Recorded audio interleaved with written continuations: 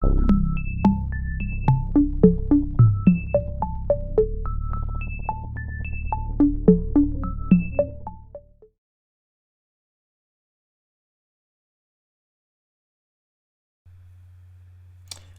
going to Houston. Title says, a new sketch seeks to identify last unknown victim of Candyman serial killer from 50 years ago. Reading from True Crime Daily, published August 8th, 2023. And we're in Houston, Texas. The National Center for Missing and Exploited Children, the NCMEC, released a new sketch this week of one of the victims of a serial killer known as the Candyman, in the hope of positively identifying him.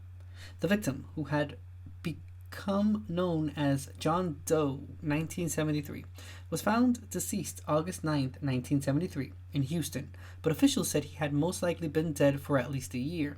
The victim was a white male, possibly with Hispanic admixture, with long brown hair. He was wearing a striped Catalina swim trunks and a khaki shirt with a red, white, and blue peace symbol on the back with a USA underneath it. The victim also had dark blue corduroy pants, a leather ankle bracelet, and brown leather cowboy boots. His estimated age is between 15 and 18 years old. According to the NCMEC, the victim had a spinal bifida, which could have affected the way he walked. John Doe, 1973, remains the last unidentified victim of the serial killer Dean Arnold Corll, who was known as the Candyman.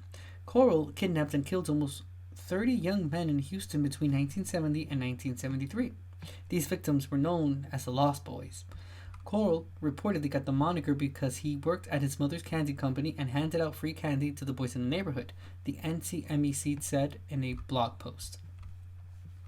On August 8th, 1973, Pasadena Police Department officers went to 2020 Lamar Street and found 17-year-old Elmer Wayne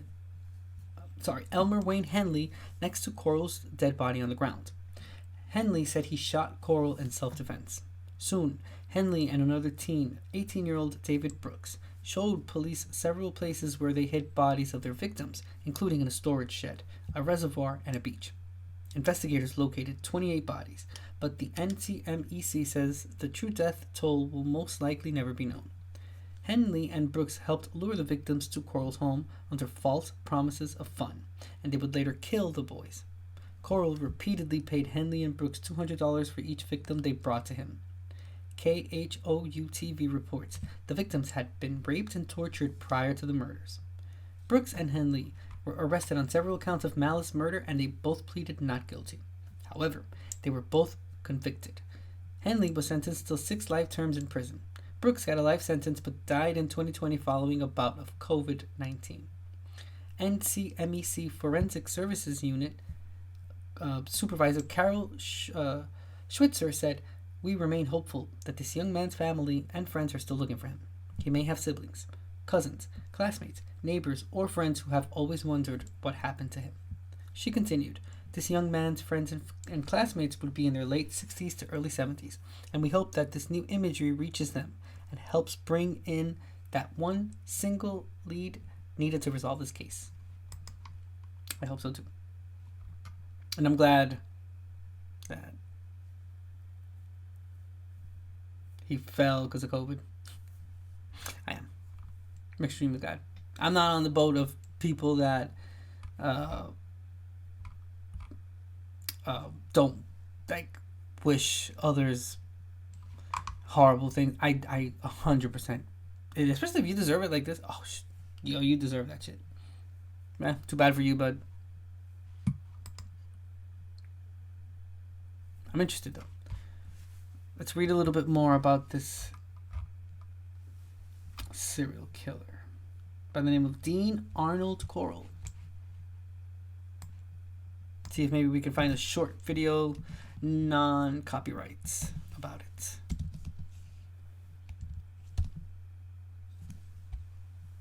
Damn. Dude, look how crazy he looks in this picture.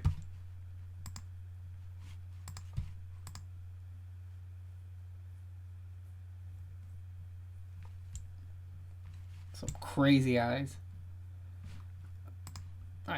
let's see what Criminal Minds wiki has to say. It's wiki for everything. It's crazy.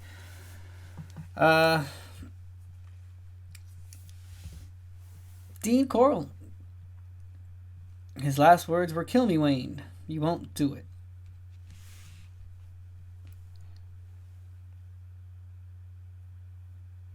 Damn. I don't get it. I wonder who he was talking to.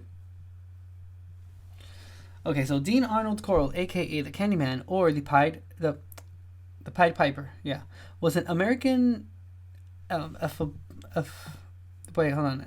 Was an American ephemophilic and hebephilic serial killer, serial rapist, and abductor who perpetrated the so-called Houston mass murders, which at the time of its discovery were considered the worst example of serial killings in the history of the United States.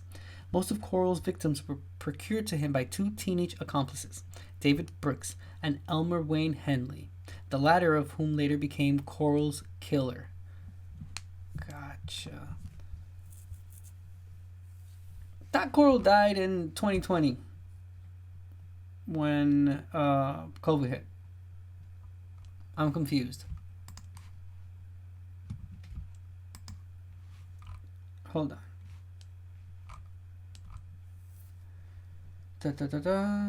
Okay. Sorry. Brooks, which one of the two teenagers, was the one that got a life sentence and died in 2020 following a bout of COVID.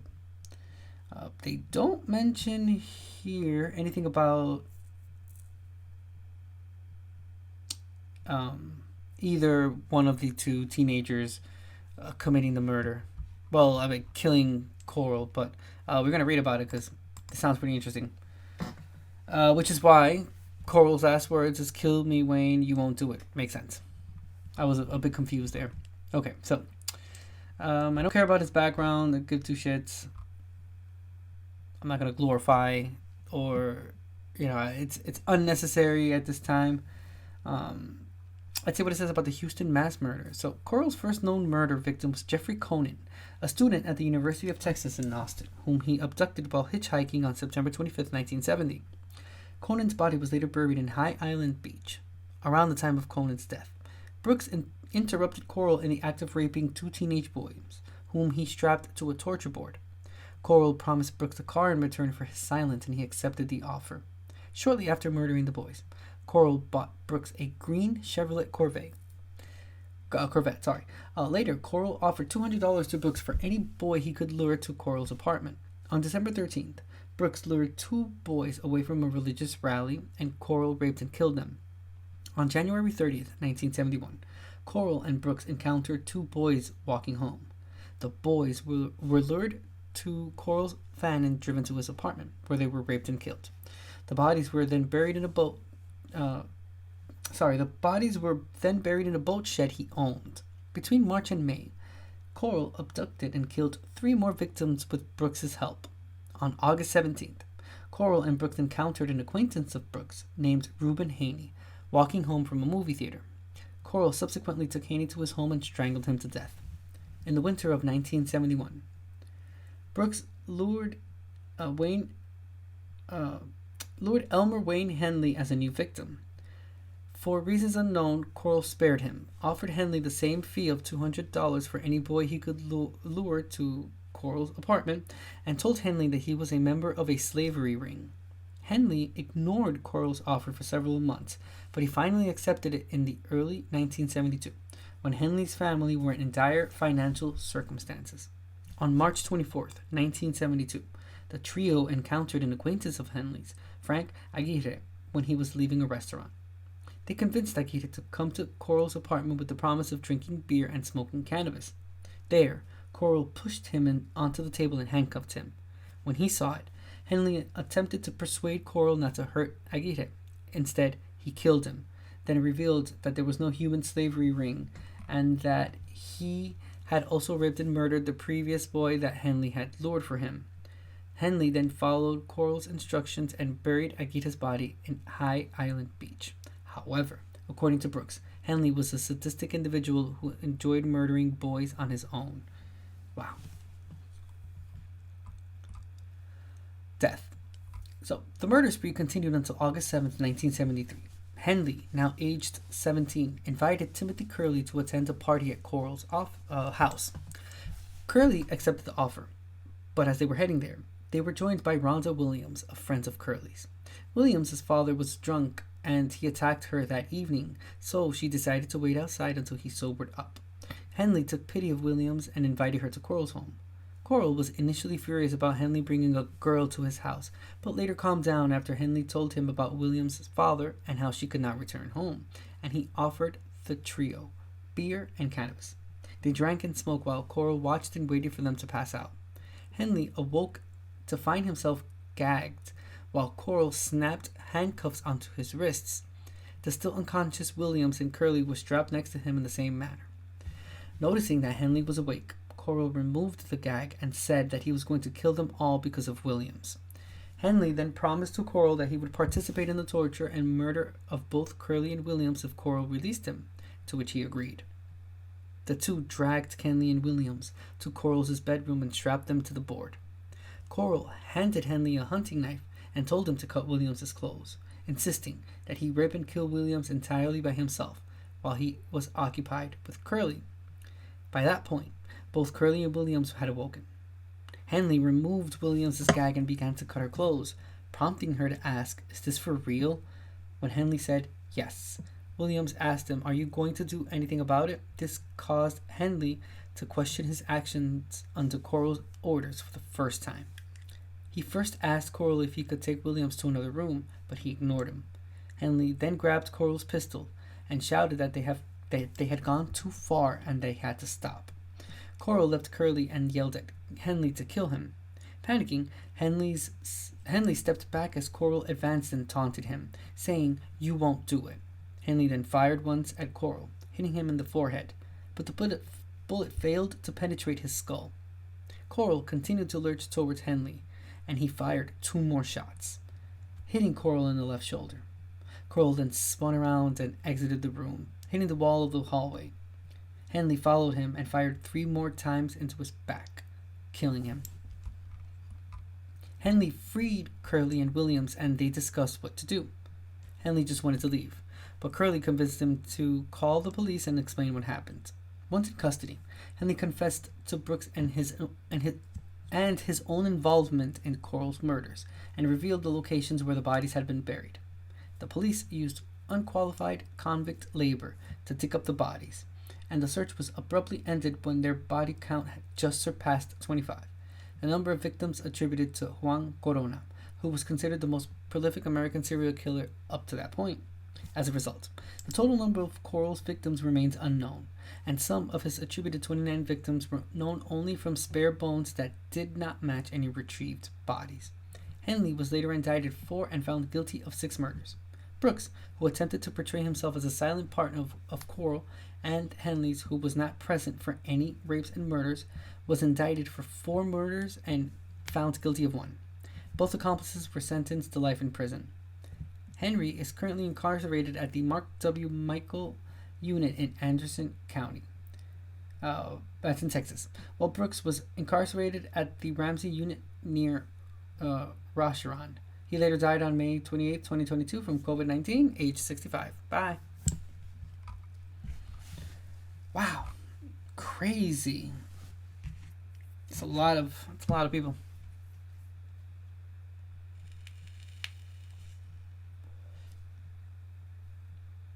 Okay, so listen to this. Coral remained the most prolific known serial killer in the U.S. until 1978, when Ted Bundy and John Wayne Gacy were both attributed over 30 murders. Gacy reportedly admired Coral and was inspired to build his homemade rack after reading on the Houston mass murders. In 2012, allegations surfaced linking Gacy to a human trafficking ring, much like Coral had been rumored decades earlier.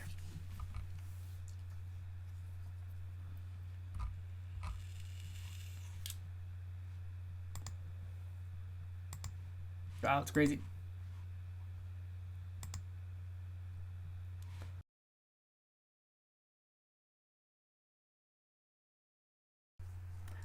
First case we're going to Houston. Title says, Houston woman allegedly fatally strangled missing teen girlfriend during fight about STD. Published January 12, 2024, and this is in Texas. And it says, police arrested a woman this week on suspicion of strangling her teen girlfriend to death and dumping her body near a bayou. The Houston Police Department said Harris County deputies, patrol officers, and investigators found a female body, later identified as 18-year-old Tierra Horn, at 1900 Nance Street on Friday, January 5th at around 5:40 p.m. She was pronounced dead at the scene. KRIV-TV reports an autopsy showed Horn died due to compression to the neck. Horn's family reportedly hadn't seen or heard from her since January 2nd, and they reported her missing on January 4th, a day before police made the discovery. Court records reviewed by KPRC-TV allege Horn and her girlfriend, Shania Turner, got into a fight. Turner believed Horn gave her a sexually transmitted disease, and then she allegedly strangled Horn and dumped her remains on the Buffalo Bayou Trail, where the body was found. Police arrested Turner on Thursday, January 11th, and booked her into the Harris County Jail on a charge of murder. Question is, how'd she get the STD? I don't know. There's something behind this. See what KPRC has to say about this. Is it a video? Or is this just... Nah. It's the same article. If this is your first time here, when we go through the more section of the article, which is the bottom portion, if normally they would have like videos, but sometimes the articles that are linked to the True Crime Daily case webpage don't really have any other additional information. Or in this case, I mean, we do have a video now. This is from Fox Houston. Title says, Houston crime, missing 18-year-old body found. Her girlfriend is now charged with murder. We'll watch this one, but the other one I opened, it didn't have any video. Oh.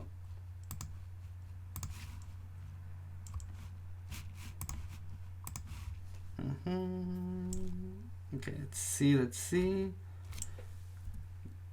Following this up. Well, murder charges are being typed as we speak against a woman accused of killing an 18-year-old who was reported missing last week. Fox 26's Abigail Dye spoke with the victim's sister. She's joining us live with these breaking details tonight. Abigail. Caroline, yet another missing persons case turned homicide investigation here in Houston. And like you said, breaking tonight, we just got news of an arrest in that case. I just got off the phone with investigators about 10 minutes ago who say they arrested Shania Turner, and they're filing those murder charges as we speak. And the victim's family tells me that Turner was dating the victim at the time of this killing. 18 years old. We can all agree that's too young to die. I still haven't seen her body yet, so I think that's one that may be a little bit scary. Rokisha Colton reported her sister Tierra Horn missing last Thursday. She hadn't answered her phone since Tuesday, but that phone pinged at an apartment complex in North Downtown. And then I started feeling nauseous. This same feeling I had when my mom passed.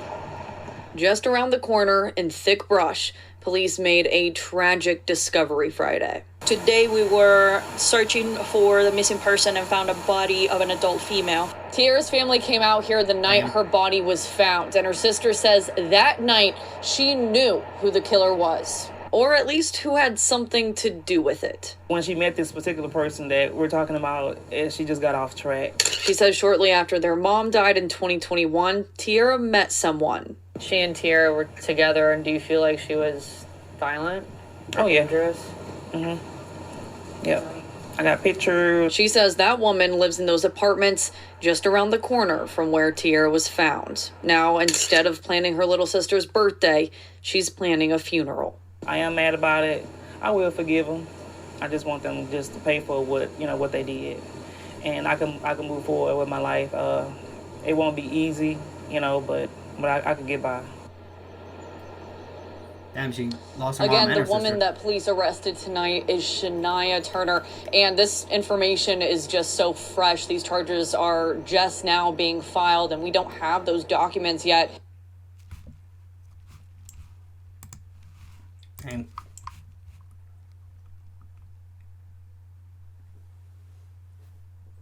I'm still curious as to know,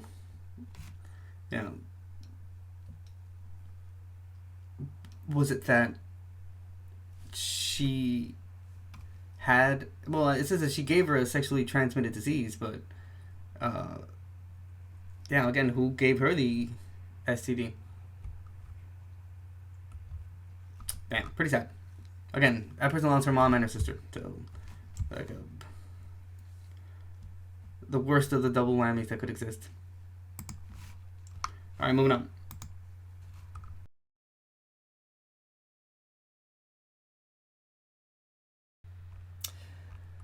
Let's head over to Texas. TrueCrimeDaily.com. Texas man sentenced to life for sexually abusing family member is found dead. Published July 25th, 2023. And we are in Galveston County, Texas. A man facing life in prison for sexually abusing a family member was found dead this week after failing to show up for his last day of court, according to a news release from the Galveston County District Attorney's Office. A judge sentenced Richard Duplessis on Thursday, July 20th, to life in prison. On August 12, 2022, the child victim came forward and reported that Duplessis had been sexually assaulting her since she was 6 years old, from May 2021 until February 2022. Police arrested Duplessis, and a jury indicted him for continuous sexual abuse of a child. In November 2022, Duplessis posted $250,000 bond, KPRC TV reports. According to the District Attorney's Office, on Tuesday, July 18th, Duplessis' trial began, and the jury heard testimony from two other victims who accused the suspect of sexually abusing them when they were children. During the trial, prosecutors reportedly showed text messages that revealed the nature of inappropriate communication between the suspect and the victim. The district attorney's office said the jury deliberated for less than 10 minutes before returning the guilty verdict. Chief Assistant District Attorney Renika Henson said in closing arguments that the defendant took advantage of the victim's trust and innocence. Henson added, the defendant has shown he is a predator and he preys on young girls that can't protect themselves. According to the district attorney's office, Duplessis failed to show up for his final day of trial, and officials began searching for him on an open warrant for his arrest. The search for Duplessis ended this week on Tuesday, July 25th, when a neighbor noticed an odor and discovered that Duplessis had hanged himself at a family friend's home, KPRC reports. Prior to his recent sentencing in 2016, Duplessis reportedly sexually assaulted a child in Galveston County and was found guilty of a lesser charge of endangering a child. The next year, in 2017, KPRC reports he allegedly sexually assaulted another child in Harris County, but that case was dismissed.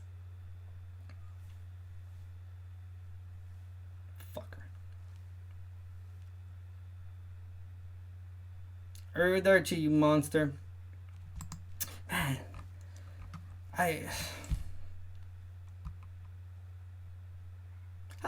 how did he post a $250,000 bond?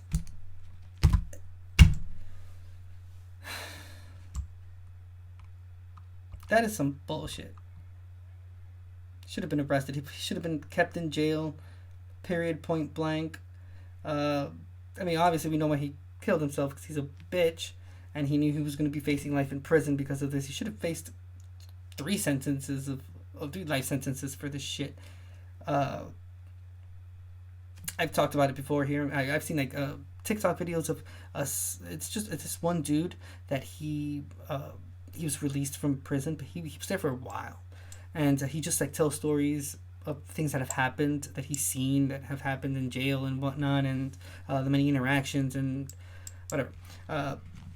Someone asked him in one of the comments in the video, what was the treatment like for the different types of crimes that people were arrested for, and the worst one is anything that has to do with like children and shit. So he knew that he was gonna have a really horrible time in jail. But yeah, he did what any other guilty ass fuck bitch would, I guess, do, and he hanged himself. would have been great to have seen him face jail and be incarcerated. And yeah, again, they don't take too lightly with people arrested for crimes like this. And that dude in that video, he repeats it a lot.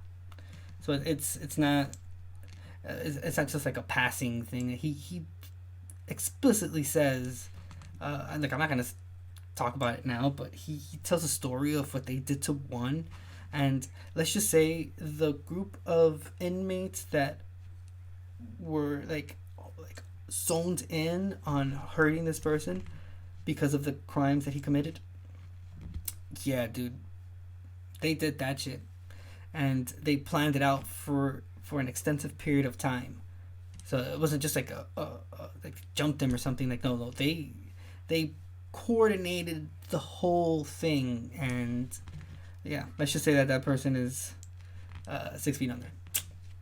Yeah, very brutally. A lot of people don't have anything to lose, so I think this monster knew it, and he didn't want to have to face the repercussions of his actions.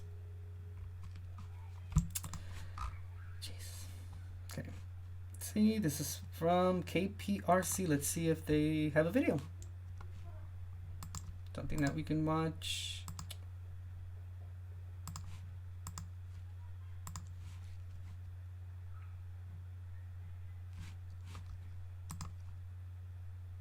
Okay, this is from click2houston.com. A manhunt ends after child sex abuser who fled trial before receiving life sentence found dead inside house in Galveston. It's right behind me. Sorry. New at 10 tonight, an urgent search underway for this man, a convicted child sex abuser who's supposed to be going to prison for life. Thanks for joining us here at 10. I'm Lisa Hernandez. And I'm Candace Burns. Keith and Daniela are both on assignment. A Galveston County jury found Richard Duplessis guilty last week, but tonight he is nowhere to be found. KPRC2's Bryce Newberry is in Galveston tonight with how he got away. Richard Duplessis showed up to his trial here at the Galveston County Courthouse 2 days in a row, but on the third day when he'd learned his fate, he was not in the courtroom, and now 5 days later, that intense manhunt is underway. 41-year-old Richard Duplessis is on the run tonight after a Galveston County jury deliberated for less than 10 minutes and handed down a life in prison sentence. Not only was he found guilty, the jury determined that he needed the maximum punishment in prison. The maximum punishment for continuous sexual abuse of a child after his September arrest by Galveston police when a family member claimed he abused her. She outcried that he had started sexually abusing her from around the age of 6 or 7 until she was 8. Duplessis got out of jail on a $250,000 bond in November. During his trial last week, 2 past victims testified against him. In 2016, he was accused of sexual assault of a child, but got convicted of a lesser charge of endangering a child. Then in 2017, he was accused of the same crime again,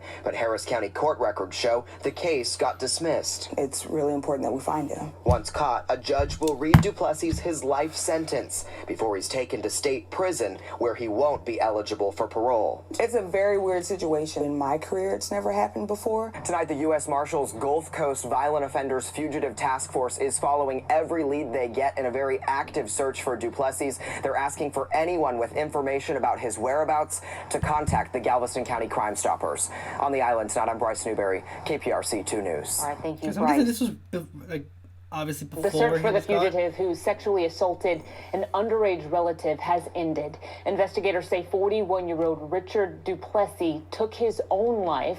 His body was found at a family member's house in Galveston. Dude, what a fucker, bro. Not only did he commit these horrendous crimes, but then he did this in someone else's house. He didn't even do it in his own home. Like, bruh, you couldn't even have the decency of doing that shit in your own house. Have someone else have to clean up all that shit and have to live with that trauma of having someone having done that in their home. They probably have to move from there. Obviously, you know that house is probably going to be devalued now because, you know, it's on the news. How are they going to keep that away from people? Like real estate agents and whatnot. They have to disclose the stuff that happened there. Or I would imagine that that's what they would do. It's not very hard to put the address on Google and try to find out if anything pops up on a news report. And if they do that, they're going to find this. So, wow. Like, all around, like, horrible, like, piece of shit. Jeez. Let's move on.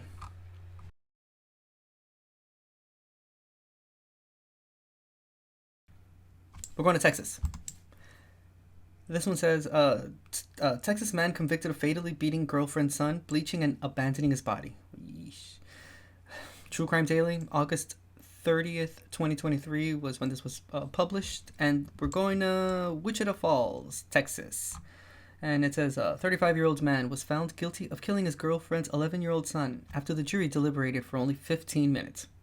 The Wichita Falls Times Record News reports a jury convicted Corey Trumbull of capital murder Tuesday, August 29th, for the 2020 death of 11-year-old Logan Klein.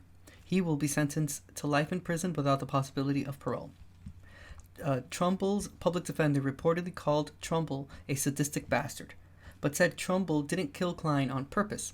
Therefore, the jury should only convict him of felony murder rather than capital murder. His attorney argued Trumbull sought to keep Klein alive in order to torture him. Klein was extremely malnourished at the time of his death and was 40 pounds under the normal weight for a child his age. He died from blunt force trauma and had injuries all over his body. According to KAUZ-TV, Trumbull forced Klein to sleep under the sink and the bed, and Klein's sister often had to clean up blood from the abuse. Klein suffered from seizures and brain bleeds as a result, which caused him to be immobile and nonverbal. Wichita Falls police discovered Klein's remains in a car in February 2020, but the Wichita Falls Times Record News reports he was killed in December 2019. Following his death, Trumbull reportedly put ice all over the body, bleached it, and then dumped his body in the car. On February 26, 2020, Las Vegas Metro Police Department officers were called to a Walgreens at 3375 Glen Avenue after Johnson ran in and said she was scared and hiding from a male, adding that her 15-year-old daughter was in the car with Trumbull. An officer spoke with Trumbull, who denied hitting Johnson, but said she had a black eye and an injured lip. He claimed she ran away for 3 days, then called him to pick her up. He admitted to detectives that he and Johnson moved to Las Vegas and started doing illegal drugs. Johnson reportedly told police Trumbull hit her with a stick, and another time wrapped a metal chain dog leash around her neck and strangled her. He beat her, and she suffered multiple broken bones. According to the Wichita Falls Times Record News, during this relationship, Trumbull allegedly started a polyamorous relationship with an underage girl. Trumbull is reportedly a white supremacist and told the girl it was important to grow the race. Jail records show Johnson also faces charges of murder and tampering with evidence.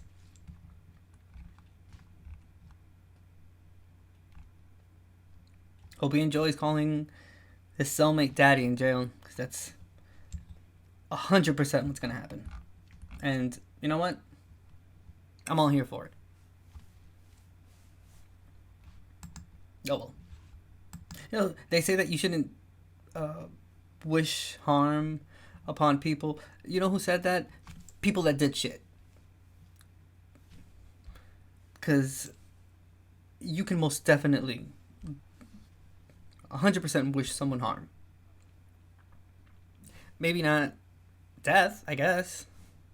I mean, if you want to be squeaky clean about it. But you can definitely wish someone harm and wrong. Hell yeah. I hope this person gets called daddy, has to call someone daddy in prison, become someone's bitch. 100%. I hope whatever time that he spends in jail is the most miserable, horrible, worst time of his life. I mean, a lot to unpack from everything that we just read here. I mean, what was it? He not only did he commit the crime of killing the kid, but he reportedly put ice all over the body, bleached it, and then dumped his body in the car. So it was there's no possible way that he can claim insanity or, you know, not guilty, because not only did he commit the first crime, but then he did everything subsequent to it, which are just additional things as well. So additional charges. Yikes. Let's check this. Information should not be behind a paywall. I don't understand why. People just don't understand that. Wow. This is a newschannel6now.com. I'm going to see if there's a video here that we can check out real quick, but just, I don't know if you can see, but it's maybe like 11 or 12 in Texas right now, and it's at 92 degrees. It's hot. Yeah, this has no video. Well, at least it's not 100 and something.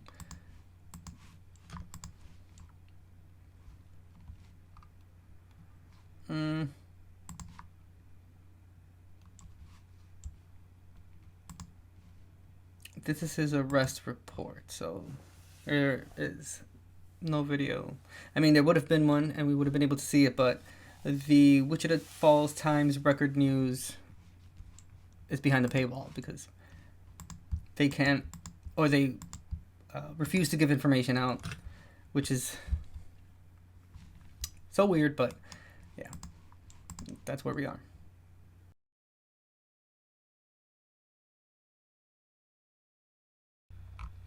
All right, let's move on to another nut job here. Jesus Christ. All right, True Crime Daily. Texas mother accused of medically abusing toddler and creating fake GoFundMe account. This was published July 18th, 2023. This is from Tarrant County, Texas. And it says, 27-year-old mother is in custody after allegedly subjecting her 3-year-old daughter to medical abuse and sending her to several hospitals in multiple states. In a July 17th news release, the Tarrant County Sheriff's Office said Jessica Gasser had multiple unnecessary medical procedures performed on her child for an unknown amount of time. Officials arrested Gasser last week in Rusk County and booked her into the Tarrant County Corrections Center without bond. According to an arrest affidavit obtained by KDFW-TV, Gasser lied to hospital staff about her daughter's medical history, causing them to draw the child's blood 28 times. As a 3-year-old, Gasser even reportedly took her daughter to multiple hospitals all over the country, including Texas, Louisiana, and Ohio. In March, Gasser allegedly told medical staff her daughter was not eating and losing weight, so providers administered a feeding tube. KDFW reports that Gasser told doctors she was giving her daughter a sufficient amount of calories. Doctors reportedly believed Gasser was lying because the child was still not gaining weight, and they reported the mother to Texas Department of Family and Protective Services. According to KDFW, Gasser also set up a fake GoFundMe account to raise money to send her child to the Cleveland Clinic for medical treatment. A company called Miracle Flight, which provides flights to children with medical complications, reportedly flew Gasser and her daughter from Dallas to Cleveland. In the paperwork for Miracle Flight, KDFW reports that Gasser listed her daughter's diagnosis as gastroparesis, a condition that interferes with the stomach's ability to empty properly. During a search of Gasser's phone history, authorities reportedly observed that she Googled such phrases as, "Is lying to a doctor about a child illegal?" and "Can you be prosecuted in a different country than you reside?" According to Sheriff's Office, Gasser messaged a friend and said she would erase all her social media posts and private messages regarding her daughter's health. Gasser reportedly went by the username Medical Mama Jess on social media and had thousands of followers. The Sheriff's Office has asked people to come forward if they've had any contact with Gasser or know anything about the medical abuse allegations. Okay. Before we try to see any video or anything, Eminem, growing up, his mom, used to do the same thing. Like, maybe not to this point, but she did think that he was always sick, and she would give him a whole bunch of medications and whatnot. This is coming from his own mouth. There's also a very famous true crime case of, her name is Rose. Dang it, I forgot her last name.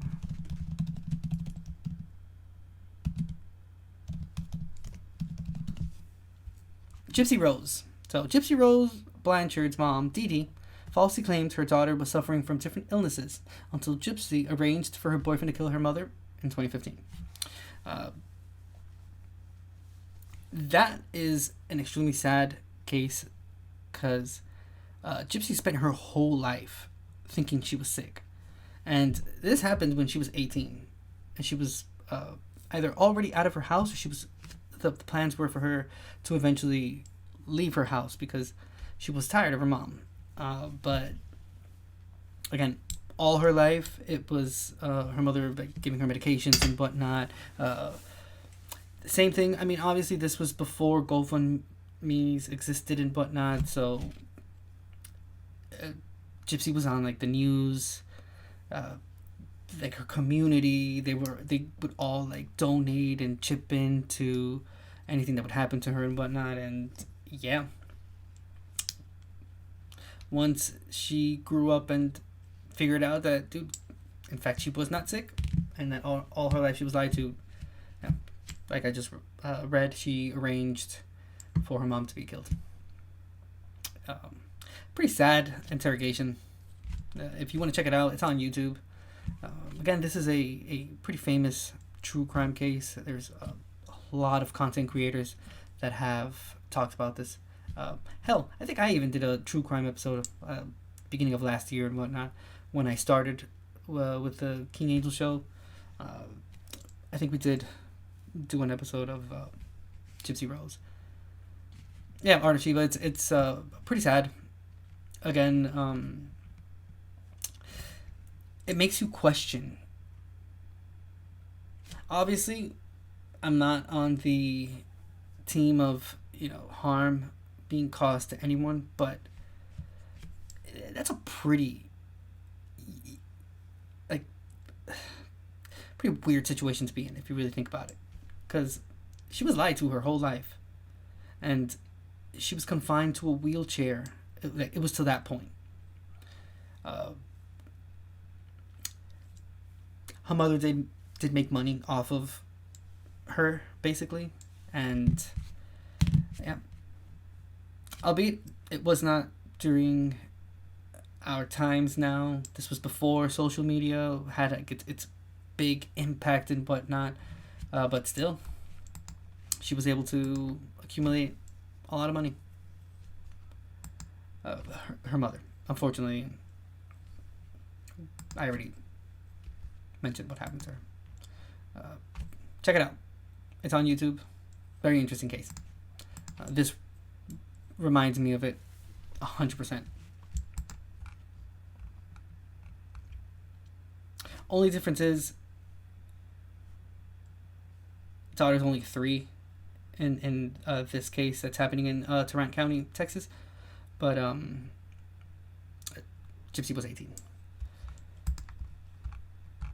Good thing this they were able to catch this like on time, and it didn't extend until the child ended up growing up. Because yeah, that would have been horrible.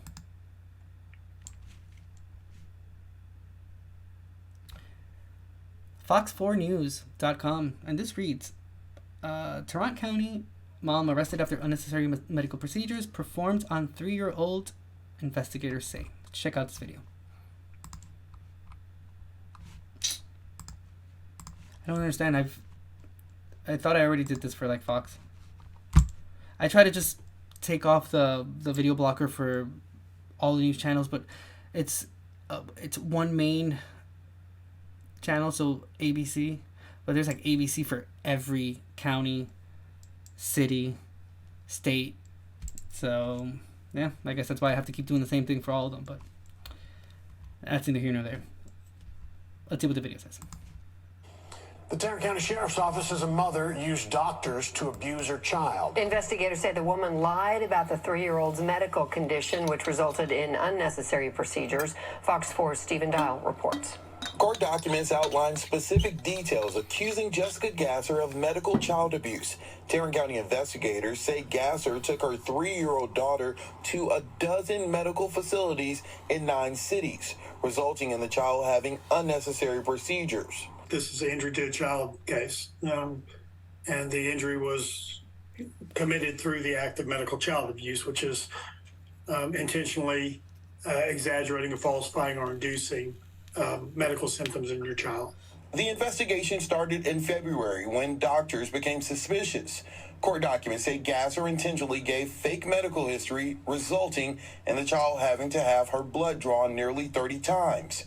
On March 3rd, the child was given a feeding tube because Gasser allegedly said her daughter was not eating.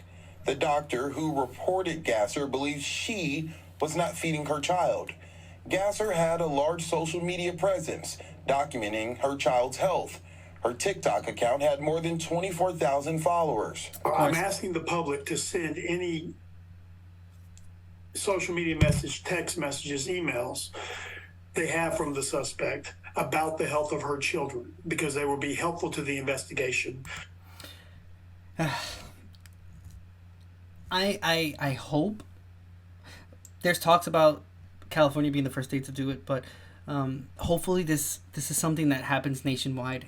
I hope that eventually there's laws passed that parents that have TikTok accounts and like social media accounts for their kids and stuff, that they can get sued by their kids when they reach a certain age, or that there's a process for you to be able to do it. If not, then I don't know, or it should just be outlawed, period, because I'm pretty sure that the following that she had on TikTok, she probably posted like her kid and whatnot. I wouldn't be surprised if she had a GoFundMe account. I'm pretty sure she made a TikTok video talking about it, trying to get people to donate to said GoFundMe. And yeah. 24,000 people, if you see it like plastered as a number, it doesn't seem like much, but even 100 people, even 50 people, that's a lot of eyes seeing something.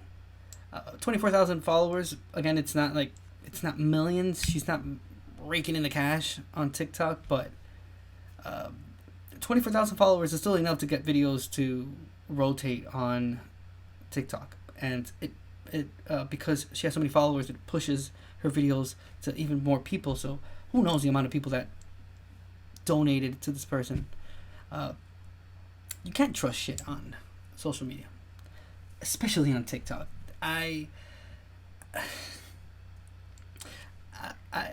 Okay, the one I fell for was not money related or anything.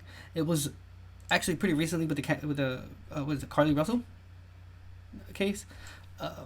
Her brother made a video and he posted it on TikTok and got a whole bunch of views and a whole bunch of comments and whatnot. And it ended up being that he was just making the video for likes. He's not related to this person at all.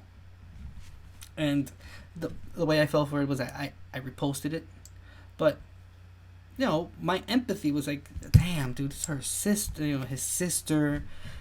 Wow, it sucks, but it ended up not being true. And that's just like base. Like, that's bullshit compared to a lot of like TikTok accounts. I'll give you an example. There's one of very beautiful cat, and they tell like the story of how they found the cat on the streets and they nursed the cat, and dude, it ended up being complete bullshit. That TikTok account took that story from someone else, changed a few things, posted the video, and got way more views than the other person that had posted the video, and made money off of it too. Had a GoFundMe account there, made money. and there's a whole bunch of things. I think TikTok is the best social media app right now, and I think that it is extremely entertaining. My For You page is chef's kiss. Every other video is a cat video. I get a whole bunch of kitten videos, but I also get a whole bunch of things that are going on in the country and the world and whatnot. But sometimes I'll get those like weird videos that you can tell like that. I don't know, man. I don't know if I can believe this. Yep. And it turns out, like this case, she had all those followers, and she was bullshitting the hospital to put a tube to feed her kid. She wasn't feeding her child. She went to the hospital and lied about it. Same thing as Gypsy Rose. Her mom used to do the same thing too. How these people can hold on to a lie for so long and just like run with it, like that is crazy. I mean, horrible, but that should be studied. I'm on the side of the team that thinks that these type of situations, albeit it's horrible, but they should still be studied. Because how the fuck can someone keep a lie like that for so long? In the case of like Gypsy Rose, 18 years, and no one thought differently. No one ever questioned it. No one ever said, damn, is she really sick? Because it's wrong to ask those questions. Like, you know, just like think that someone's bullshitting an illness or something, but yeah, it turns out some people do. And they profit off of it. Wow. I mean, what's to expect? We read an article about people selling human remains and like body parts on the internet and whatnot.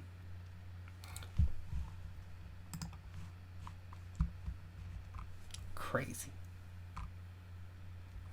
Not only should she stay in jail, I hope GoFundMe refunds the money to all of them, to everyone that donated, because you're playing with people's emotions, and especially when it has to do with like kids and stuff like that. Like, yeah, you feel more inclined to want to help, because you're like, damn, you know, that sucks. It's just like a 3-year-old, only to find out that it's complete bullshit. Crazy.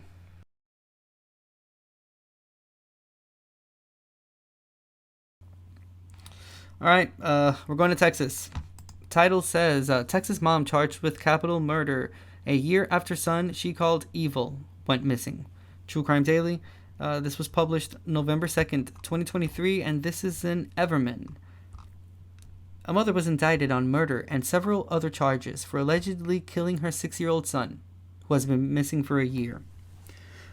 In a Monday, October 30th press conference, Everman Police Chief C.W. Spencer announced a Tarrant County grand jury charged Cindy Rodriguez Singh with 1 count of capital murder, 2 counts of injury of a child, and 1 count of abandoning without the intent to return in connection with Noel Rodriguez Alvarez's disappearance and death.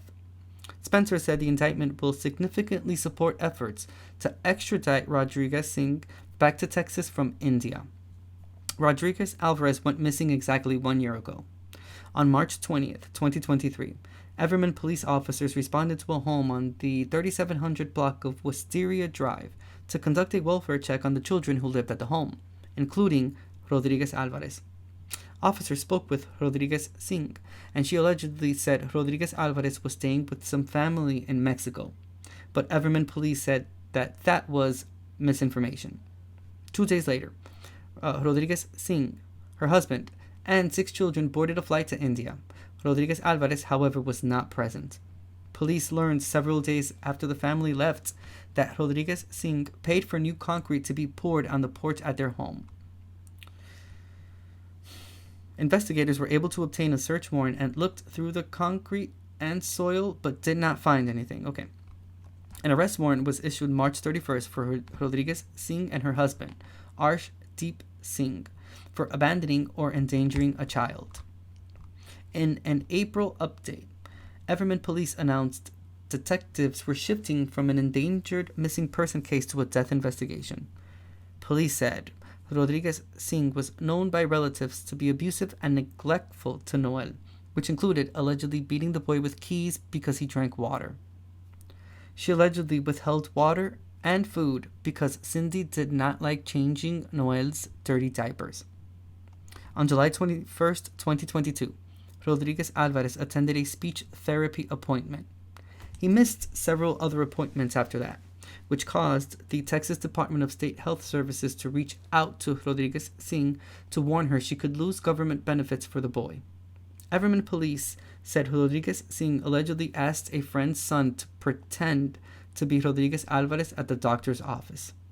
He was still alive in October because he was reportedly seen at the hospital after Rodriguez Singh gave birth to twins. Following the birth, Rodriguez Singh allegedly referred to Rodriguez Alvarez as evil and possessed. She also reportedly believed he had a demon living inside him. The next month, in November, Rodriguez Singh reportedly got photos and applied for passports for her 6 children, except for Rodriguez Alvarez. When people asked about Rodriguez Alvarez's whereabouts, she allegedly said he was in Mexico with his biological father, in Mexico with his aunt, or that she sold him to a woman in a market parking lot. Wow. Investigators determined Rodriguez Alvarez had not been trafficked or sold. In honor of Rodriguez Alvarez's memory, the city of Everman passed a resolution to name a new playground after him. They opted to take out his mother's name from the title and named the park Noel Angel Alvarez Playground. Spencer said at the October 30th press conference, "The last thing I want is to have a 6-year-old boy die at the hands of his mother. That's not what I want. But that's the facts that we're faced with here, and that's what we're looking at." Man, as hopeful as I want to be, and, this is just an opinion. Who knows? Maybe the child will pop up. Maybe kid's safe and sound. Maybe this is all just a misunderstanding, and the kid will, he'll be safe and sound, and obviously not taken back to his mother. The kid deserves way, way better than the cards that he was dealt with by life. With this parent that he has. That's my hope, and we're crossing fingers for it. But the truth of the matter is, if there is an extended period of time that the child, no one has seen the child, yeah. And then there's just all these excuses, and it seems like it's just a lie after a lie. And I don't know, man. Chances are the news might not be good. We don't know anything. Noel has not been found yet. Hopefully, he's with a family member, and she'll just be arrested for everything she's done up until this point. But the kid will still be, if so, alive and well. But again, one can only hope. Keep an eye out on this case, and hopefully we'll get better news eventually. Jeez. All right. This last update was done March 31st, 2023. This last one was... Okay, so this is the October 30th... October 30th, 2023. So this was a few days ago. Let's check out the update. I guess this is from the city of Everman. I'll put the volume down for starters, and I'll gradually put it up. That way it won't just start, because we have had plenty of videos that are just extremely loud from the get-go. So, like I said, this is an update on Noel Rodriguez Alvarez.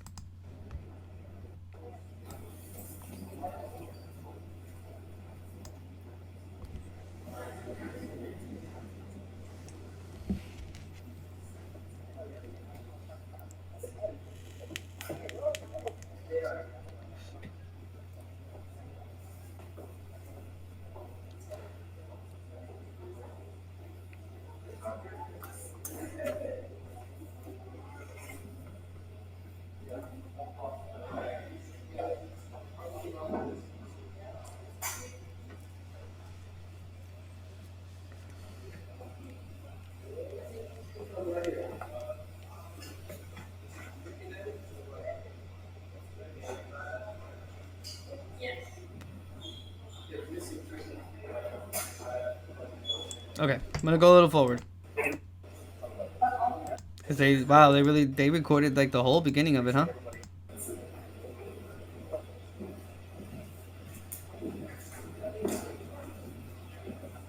Well, when they say you can scramble, you guys can scramble. Thank you. I apologize for this being last minute, but I do truly appreciate everybody rushing over here to get this. We weren't anticipating this to be released today, so as much of a surprise to me as it is to you. We were excited, but anyway, let me move on. It's been 4 months since we last provided an update on the investigation into the disappearance of Noel Rodriguez Alvarez. This week marks a year that Noel was last seen alive. Just a couple of hours ago, a Tarrant County grand jury has indicted Cindy Rodriguez Singh on felony charges including capital murder, 2 counts of injury to a child, and 1 count of abandoning without the intent to return. I'm so incredibly thankful to the Tarrant County District Attorney's Office and the DA Investigator's Office for their support and work on this case. These indictments will significantly support our effort to apprehend and extradite Cindy back to the United States. Teams are already working with the U.S. Marshal's Office on that effort. Over the past 6 months, our investigative teams have worked relentlessly on this case. They have been truly dedicated in the searches for Noel and justice. I could not be more proud of the work that this team has put into this case, and I am incredibly thankful for all of them. Since our last update, investigators have continued to work tirelessly, including additional ground searches and tracking down new leads. It is essential to understand that our goal right now is to seek justice for Noel, and for that reason, I'm only able to share limited information above and beyond what has already been shared. Although this is a tremendous milestone for the justice in this case, make no mistake that our work is not done. We will continue to work towards justice, and we will continue to search for Noel. I'm going to turn the podium over real quick to the mayor for the city of Everman, Mayor Ray Richardson, to share a few words with you, and then I'm going to come back and answer any questions that you might have. Hello. First of all, I'd like to personally thank the detectives of the Everman Police Department and all the outside agencies that came to assist us during our time of need. 2023 has been a difficult year for the city of Everman. Not a day goes by that someone doesn't ask about Noel or the missing little boy from Everman. No child should ever have to go through the abuse and neglect that Noel went through. Now that the murder warrant has been issued, we will hopefully be able to get the answers to any unanswered questions that surround this case. The goal is and always has been to locate Noel and give him the justice that he deserves. Sometimes when bad things happen, good things come out of it. Sometime over the next few weeks, the city of Everman will be dedicating an all-inclusive playground that is designed for children with special needs, such as Noel. The playground will be named the Noel Angel Alvarez Playground. This playground will keep Noel's memory alive in the citizens' minds and hearts for many years to come. Obviously, we would prefer that Noel was still here, being a little boy and going to school, but unfortunately, the reality is that Noel may never be found. So, whether you knew Noel or not, he will be missed and loved by a community that could never understand how this could have happened to them. Such a grim reality. And the truth of the matter is, it's just after an extended period of time, and there's like data behind it, it's a lot harder. That's why I have that show, the first 48 hours, because it's within that time frame is when there's more chances of you either finding the person live or you could find the perpetrator, they're still in the area or within miles from where the crime was committed. But after 48 hours, it becomes increasingly more difficult. Each day that passes just gets that case, if it's not resolved, closer to it becoming a cold case.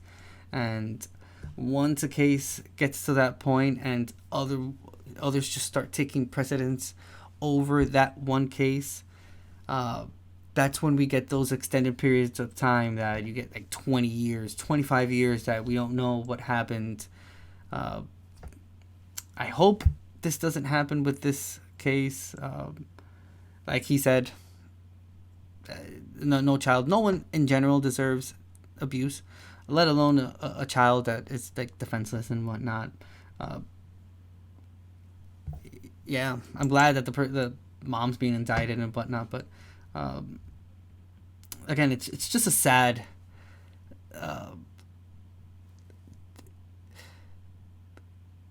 Like I don't even know, it's just sad as fuck. Just having to like, you know, accept that truth that, yeah, dude, you know, because there's just so much time that has passed up until this point. It's not that it's completely impossible, but yeah, it's very much so looking like the chances of the child being alive are pretty slim to none. Yikes. Happens a lot. It's not uncommon for us to read or have read, or in this case, if you follow like other content creators that do like anything that has to do with true crime, they've probably covered cases that have that similar problem happen there as well. So that sucks. You can only hope that everything is fine and that the child can grow up to accomplish his dreams or not. Who knows? But still get the chance to live. Damn, that sucks. Is a child named Noel. So I know this case is important to everybody. It's certainly important to our community. So I'm going to take my time answering questions.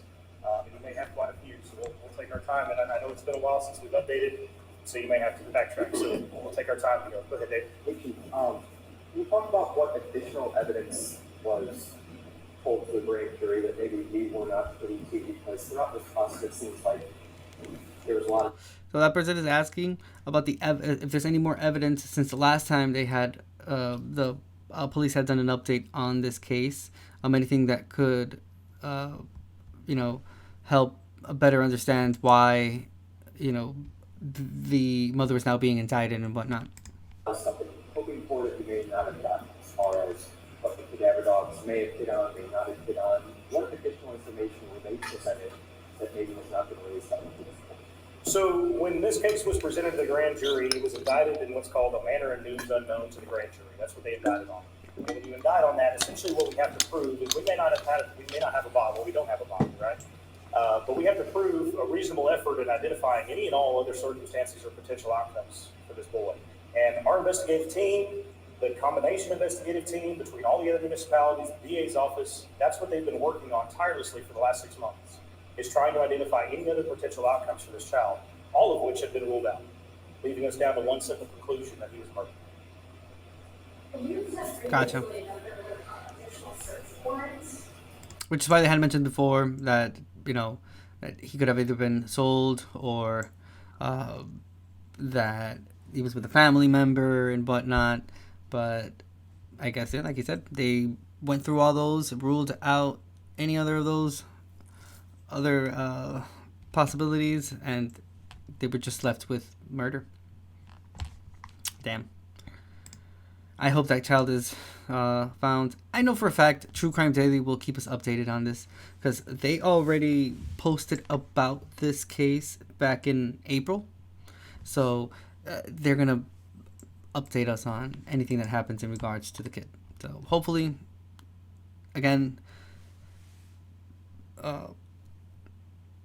A would be that the child is found and he is returned safely home and he lives to be 95. But option B would be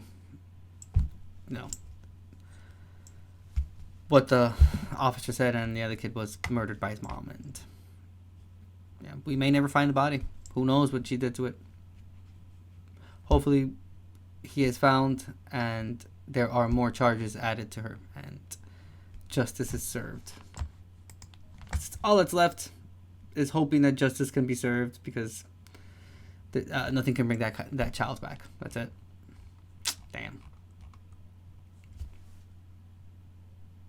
That's not.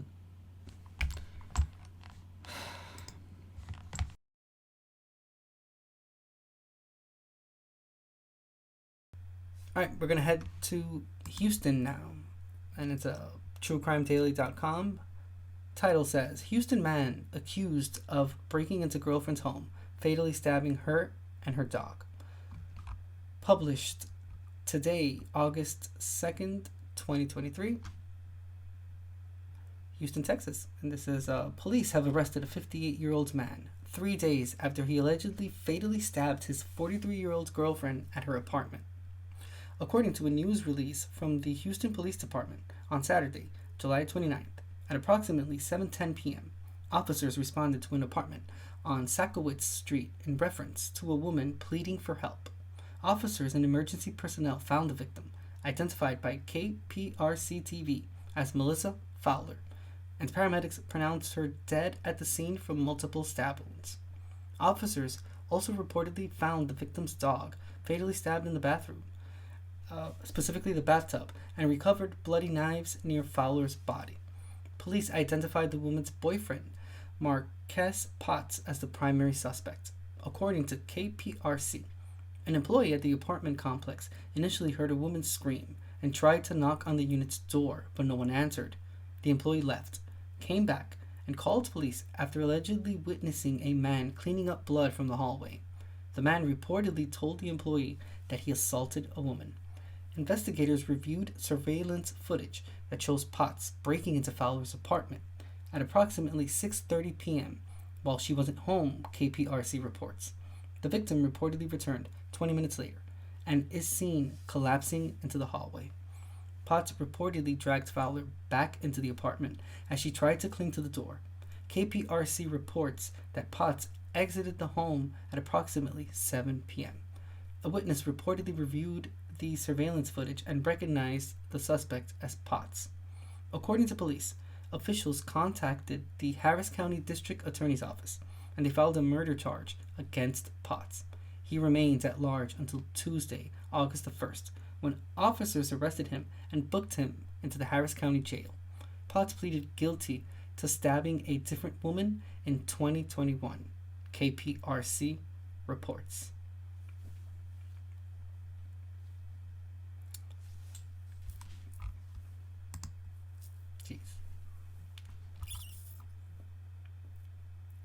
The question is, why wasn't he in prison already? Because, I mean, they already reported that he had done this to someone else already. So, I don't know. Questions. Okay, we're in click2houston.com. A man charged after being accused of stabbing girlfriend and puppy to death. It was a puppy.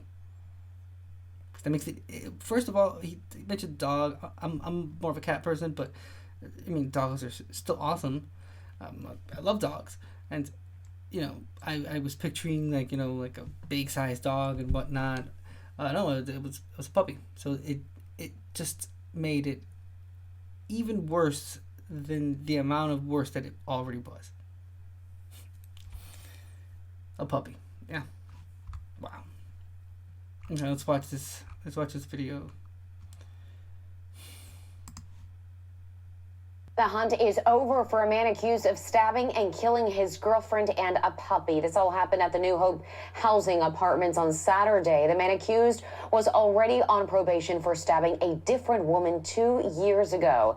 KPRC2's Corley Peel live outside the apartments with the evidence that points police to the man in custody. Corley? These apartments have security cameras that captured that deadly stabbing, and right now the motive is unclear, but I spoke with a neighbor who says there were plenty of red flags leading up to Potts' girlfriend's death. Days before Marcus Potts' arrest, a neighbor who wants to remain anonymous says she noticed something was off. The days leading up to the murder, he was like strange. He was strange. She was real strange. And he tried to talk to me about it. I I hate that I didn't talk to him. Saturday night, police say neighbors and staff heard Pot's girlfriend screaming for help inside the New Hope housing apartments. I heard two screams. It wasn't as loud as you would think. Police say Pot's girlfriend and her puppy were found with multiple stab wounds. Records show an employee found Potts cleaning up blood. When she asked him what happened, he said, "I just whooped her." The anonymous neighbor says she's witnessed Potts be violent towards his girlfriend in the past. So did you ever try to intervene between Marcus? Yes, I have. And what was that like? Very frustrating. He was very hot-pitched, angry. When I told her, I'm going to call the officer, like, no. Do you regret not calling police earlier? Yes, I regret allowing her to make the decision. Yes, I do. A spokesperson with New Hope Housing sent a statement saying in part, "We are working closely with Houston Area Women's Center to strengthen our ability to ensure any resident who might be in an abusive situation has access to life-saving services." I just want for everyone to know, the women to know, That's crazy. that they do not have to stay in that type of environment in a relationship with someone that's hurting them, whether it's verbally or physically. And New Hope Housing says that they are working with residents to make sure that if they or someone they know needs assistance or is in a domestic violence situation, that there is help and resources available. Reporting live from 5th Ward, Corley Pio, KPRC 2 News. Corley. Now to break Ooh. That came out of nowhere. I'm sorry. Let me see if it's the same thing. news in Northeast Houston. A man is on the run accused of stabbing his girlfriend to death at an apartment complex. This happened last night along Sackowitz Street. So I'm guessing this is last week. And Colfax Street at New Hope Housing, an apartment building to help low-income families. Now, police believe that this stems from a domestic violence incident. Investigators right now are searching for the suspect and working to try to determine what led up to this stabbing. And this is when they gave the suspect's name, Marquis Potts. Bam.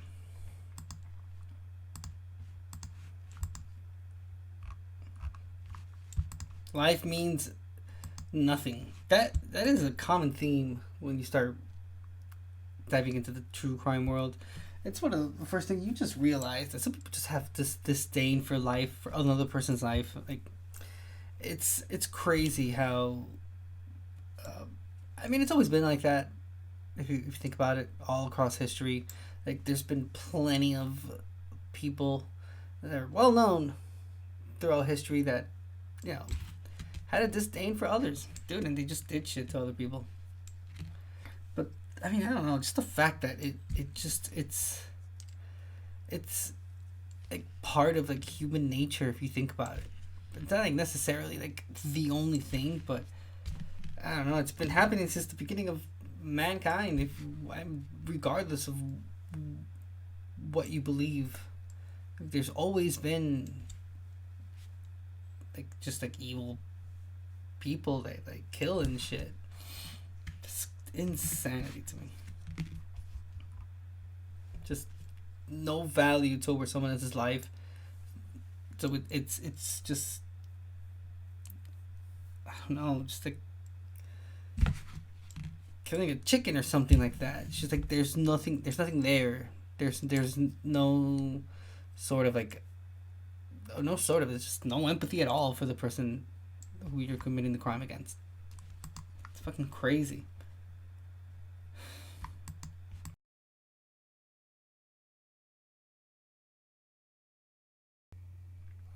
All right, the last case we're going to read tonight, we're going to Texas. True Crime Daily. Title says, Woman sentenced for locking caretaker in dog crate and pouring boiling water on her. Published October 4th, 2023. And this is in McKinney, Texas. And it says, a 37-year-old woman will spend 75 years behind bars for the sadistic torture of a 24-year-old who worked as a caretaker for the woman's children and an elderly disabled adult at her home.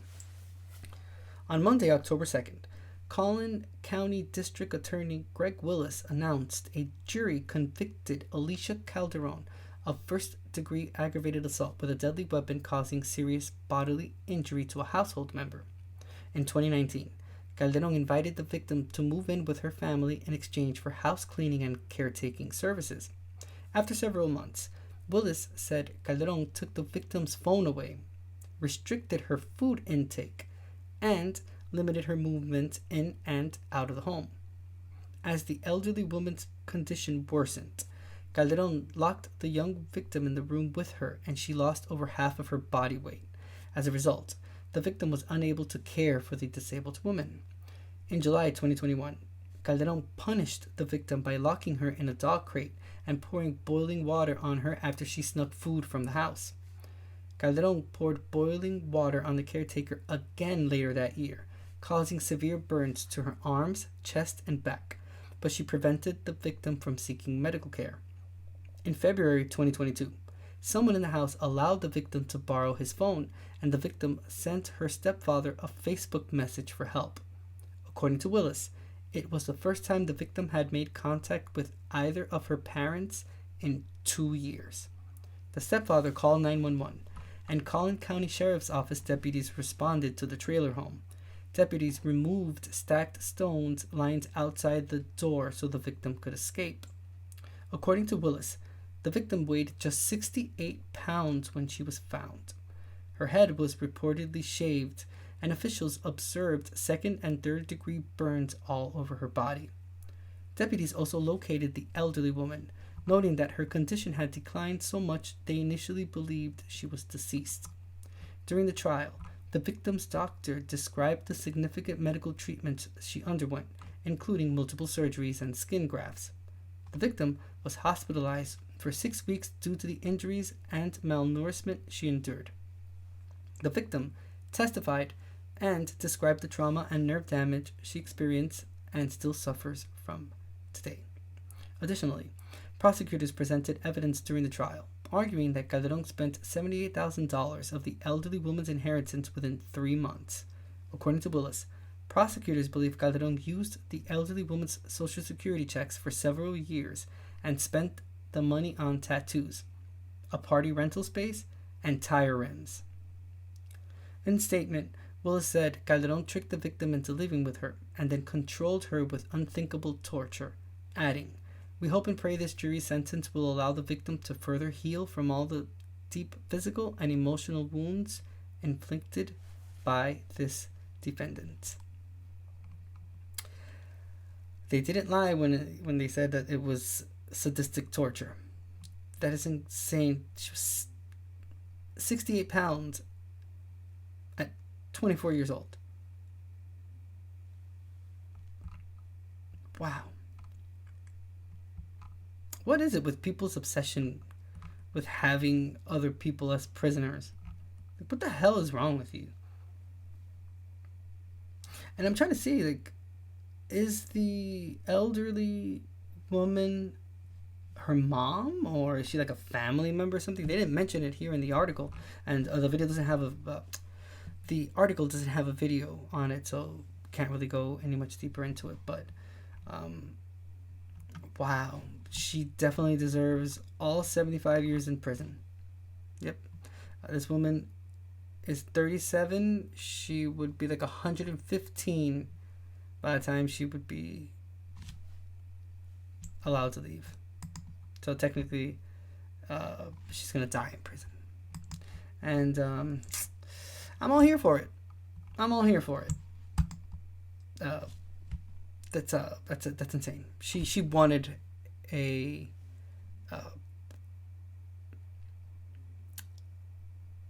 she wanted a slave. That's basically it. She wanted.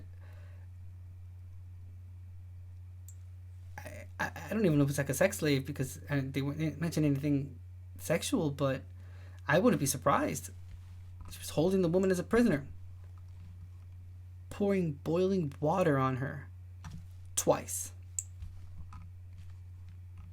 causing her to have second and third degree burns all over her body. It didn't allow her to seek medical attention, And then on top of that, she spent $70,000 from the elderly woman on one of the things she bought was tire rims. I mean, I guess her priorities were pretty straight, huh? Yikes. Very horrible. Very horrible indeed. This horrible monster ends the True Crime Daily portion of the stream.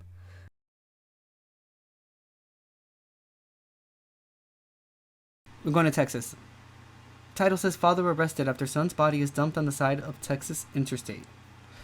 All right, True Crime Daily published October 18th, 2023, and this is in Chambers County, Texas. And it says, 2 men, including the father of the victim, are in custody after officials discovered a body near an interstate last week. According to a news release from the Chambers County Sheriff's Office, on Friday, October 13th, at around 9 a.m., detectives were called to the 807-mile marker westbound on Interstate 10 and found a male victim's body. Investigators suspected foul play. The sheriff's office positively identified the victim as 29-year-old Romeo Jimerson on Monday, October 16th. That night, detectives pursued potential leads and interviewed individuals who had recently interacted with Jimerson. The next day, detectives with the sheriff's office presented evidence to the Chambers County District Attorney, pointing to 2 primary suspects, Colbin Rocio, the father of the victim, and Melvin Caraway, an acquaintance of the victim and father. The district attorney's office charged Caraway and Rocio with tampering with evidence, which is a human corpse. Officials apprehended Rocio and Caraway without incident and booked them into the Chambers County Jail on bonds of $750,000 each. The investigation is ongoing and upgraded charges are expected. Yikes. I have no other additional information, so I'm guessing because it's an ongoing investigation, they will probably post an update on this, so we'll keep an eye out for this specific case. It has no video, no news link or anything, so it strictly just has whatever the Chambers County Sheriff's Office reported, and it's what we just read right now, so I won't bore you with rereading something that I just finished reading.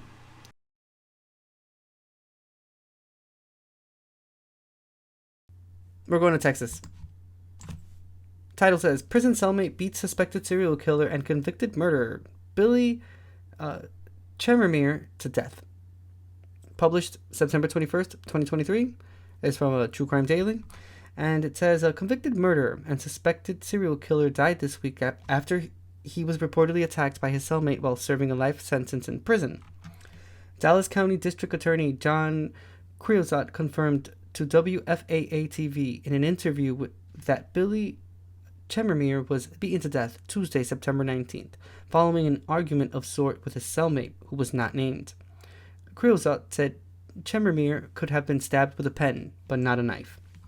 The prison was reportedly on lockdown when the incident occurred, but the suspect still managed to drag Chemermere out of their cell and attack him in front of other people. Creosote said other inmates saw it and nobody intervened or called for help. The prison was Chemermere was reportedly on the ground for about 15 to 20 minutes before prison officials found and attempted to revive him, but he had already died. According to Creosote, Chemermere allegedly made an inappropriate comment that was something of a sexual nature to his cellmate, and it was directed at the inmate's children or child.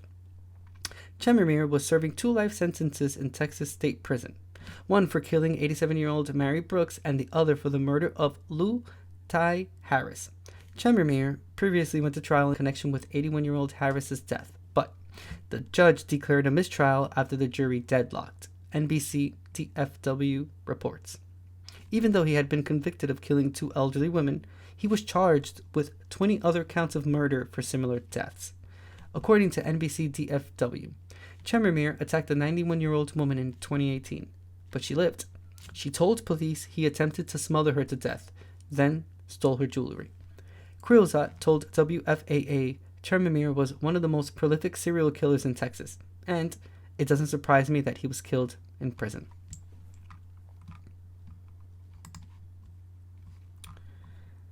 Enjoy rotting, you monster. Moving on.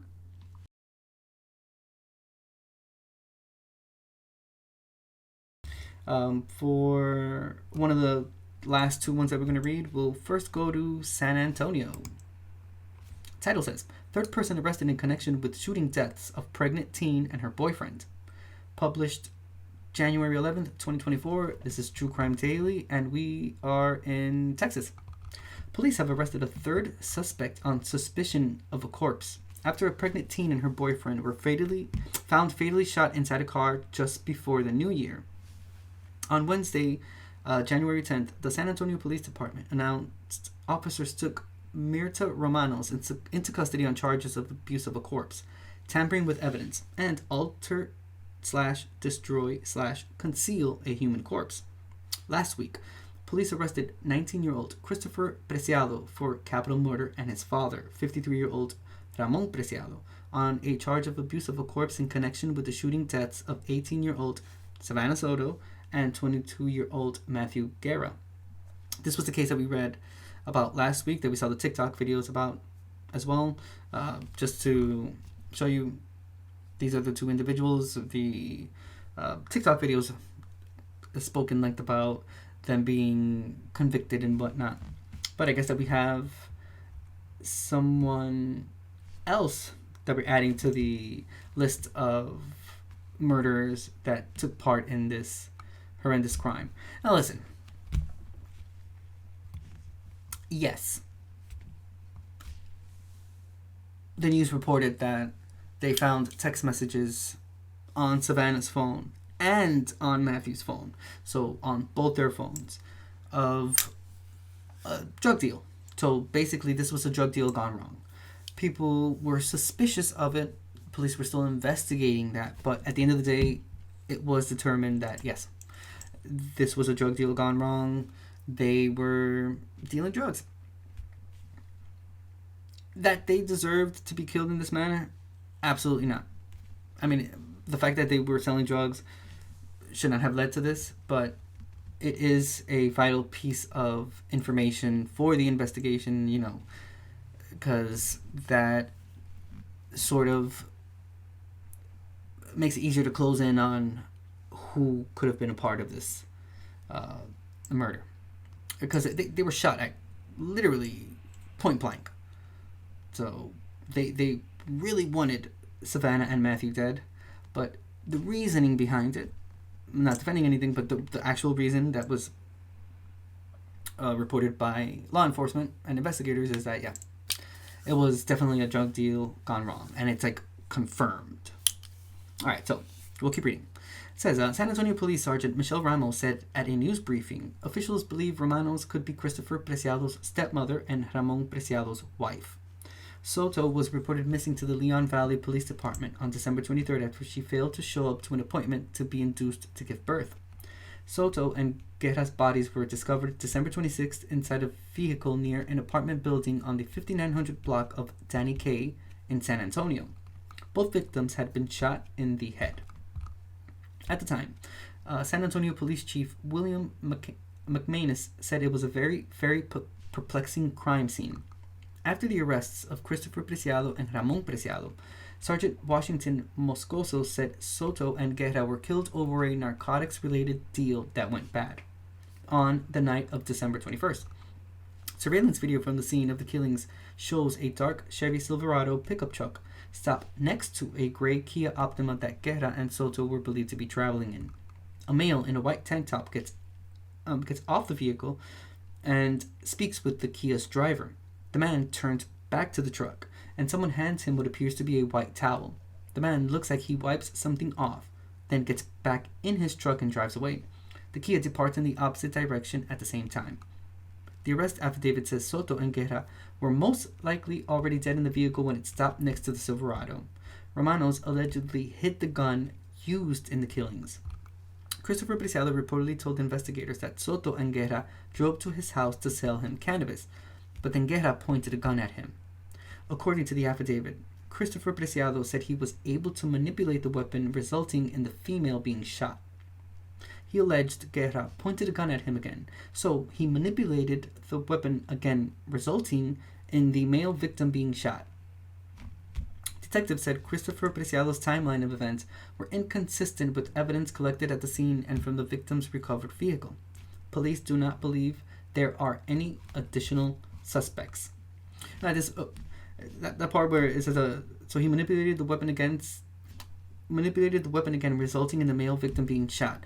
So like there was a kerfuffle, sort of a scuffle there, and what guy Christopher was basically trying to say is that he pulled the trigger of the Matthew had pulled the trigger on the gun and shot himself right after having pulled the trigger on the gun that Christopher was holding to shoot Savannah. As if that makes any sense. The weirdest part is that this is not the first time this excuse has been used. I read a case about a month or two ago, and it was the same thing. He said it was a husband and a wife. The husband had killed the wife, and he said that she had purposefully tried to fight him while he was holding the gun, and she grabbed his hand and pulled the trigger so she could get shot. I mean, come on now. Come on. There's this. You guys have probably already heard of this. He was a really famous investigator. He had uncovered a lot of things that had to do with like the government and whatnot, and like the military and shit. And he was found dead in his home with two self-inflicted gunshot wounds to his head. But if you really think about it, like he shot himself. Like how could he shoot himself the first time and then shoot himself a second time? You feel me?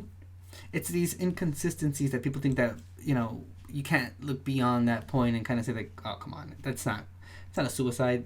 Someone shot and killed him. Point blank, shot him twice in the head. Same thing here. They're trying to this guy is trying to make it seem like these in separate occurrences during the same event tried to take the gun away from him, and they ended up shooting someone else who just so happened to be shot in the head, because coincidentally they were both shot in the head. Very sad, because she was pregnant. She was about to give birth, so a child also, I think, died as well. Wow.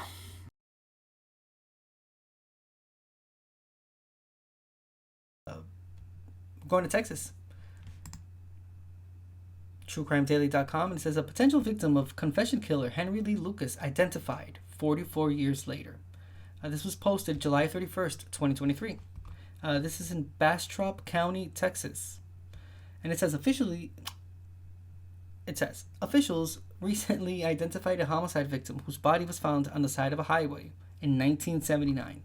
In a July 27th press conference shared by KEYE-TV, Bastrop County Sergeant James Miller said that on June 21st, 1979, deputies responded to an area near Highway 290 and FM 696 in reference to a deceased female. Sheriff's Office investigators found a woman's body, but were unable to identify the victim or any leads at the time. Several years later, in 1984, serial killer Henry Lee Lucas reportedly admitted to killing the victim, but her identity remained unknown. In May 2019, Miller said investigators exhumed the victim's body from an Elgin cemetery and worked with the University of North Texas to obtain DNA from her body. However, investigators were still unable to identify the woman. According to the sheriff's office, officials learned they did not collect enough DNA to identify the remains, and investigators exhumed the victim's body again in September 2022 with help from Texas State University. The sheriff's office said more DNA samples were collected and sent to Othram Labs. A DNA profile was created on January 12th. Through forensic genealogy, investigators were able to identify the victim as 22-year-old Kathy Smith. Sheriff Maurice Cook said in the press conference that Smith was adopted, which slowed down the investigation. The victim reportedly had one child, and both her biological and adoptive families have been notified. Although Henry Lee Lucas, also known as the Confession Killer, died in prison, Cook said he is still considered their primary suspect, but the case is not closed.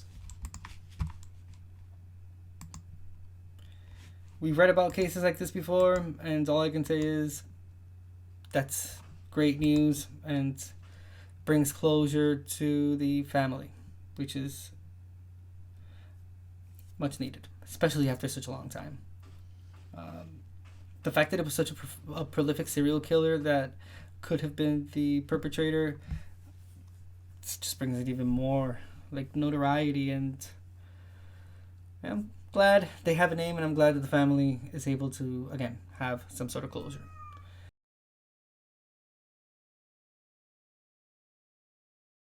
We're heading to Long Beach, California. TrueCrimeDaily.com. Title reads, Texas teens help me sign leads to arrest of a man who allegedly kidnapped and raped her. This was published July 21st, 2023. Long Beach, California, and it says, a 61-year-old man arrested several hundreds of miles from his home in Texas for allegedly kidnapping a teenage girl and assaulting her during a drive to California. According to the Long Beach Police Department, on July 9th at 10:19 a.m., officers were called to a parking lot near the 100th block of East 10th Street for an unknown trouble call. When they arrived, they found a 13-year-old who was visibly emotional and distressed. Good Samaritans reportedly saw the girl in a parked car holding up a sign that read, "Help me." The witnesses contacted 911 immediately after seeing her note. Police took an adult male into custody and learned he allegedly kidnapped a girl July 6th in San Antonio near a bus stop. He reportedly held a gun up and told her to get in his car. Detectives from the sexual assault response team determined the victim had been sexually assaulted during the trip, and other investigators discovered a replica gun that looked like a semi-automatic pistol. The suspect, Stephen Robert Sablon, now faces federal charges for kidnapping and transporting a minor with intent to engage in criminal sexual activity. But he had already sexually assaulted her, so okay. According to the U.S. Attorney's Office for the Central District of California, on the day of the kidnapping, Sablon allegedly pointed a gun at the victim and said, "If you don't get in the car with me, I am going to hurt you." The teen complied because she was afraid for her life. Sablon reportedly asked the teen her age, and she told him she was 13 years old but had a friend in Australia. He allegedly offered to take the girl on a cruise to visit her friend, but she had to do something for him first. He reportedly sexually assaulted her 3 times during the drive from Texas to California. On July 9th, Sablon stopped at a laundromat in Long Beach, and the girl wrote the "Help Me" note while he went inside. When police got to the scene, they found Sablon standing outside the car, and the girl mouthed, "Help." While searching his vehicle, police reportedly found a written sign, handcuffs, and a BB gun. Long Beach police confirmed the victim was a runaway out of San Antonio. If convicted, Sablon could face up to life in prison. Wow. Holy shit. I'm confused about the intent to engage in criminal sexual activity if he had already assaulted the victim 3 times from Texas to California. Shouldn't he be convicted for straight up doing that instead of an intent? I don't know. Damn it, I guess this is all just like really, really recent, the information posted, because there is no actual video. There's just a link from the U.S. Attorney's Office for the Central District of California, and there's a Long Beach Police Department statement. So there's no actual news coverage on it, but good for this teen for thinking quick and taking that opportunity to be able to save herself. Yeah, it's crazy. More so, this situation that happens a lot.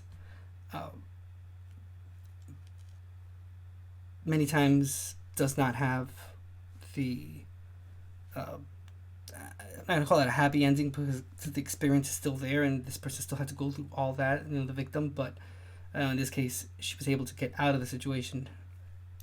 Many cases are they're not so lucky and they don't have that same opportunity to be able to save themselves in that manner. So good for this person for taking charge of the opportunity and realizing that she just had that small second to be able to kind of react and took advantage of it. So hope this monster is locked up for the rest of his life. And if there is reincarnation, when he comes back, he goes straight to jail again. Serve a few life sentences. It doesn't sound like this is the first time this person has done it before. It seems like this is repeated offenses that this person has done to other victims. He just doesn't seem like he's ever been caught. But now he was caught. And yeah, hope he goes to jail. Hope he becomes someone's bitch in jail.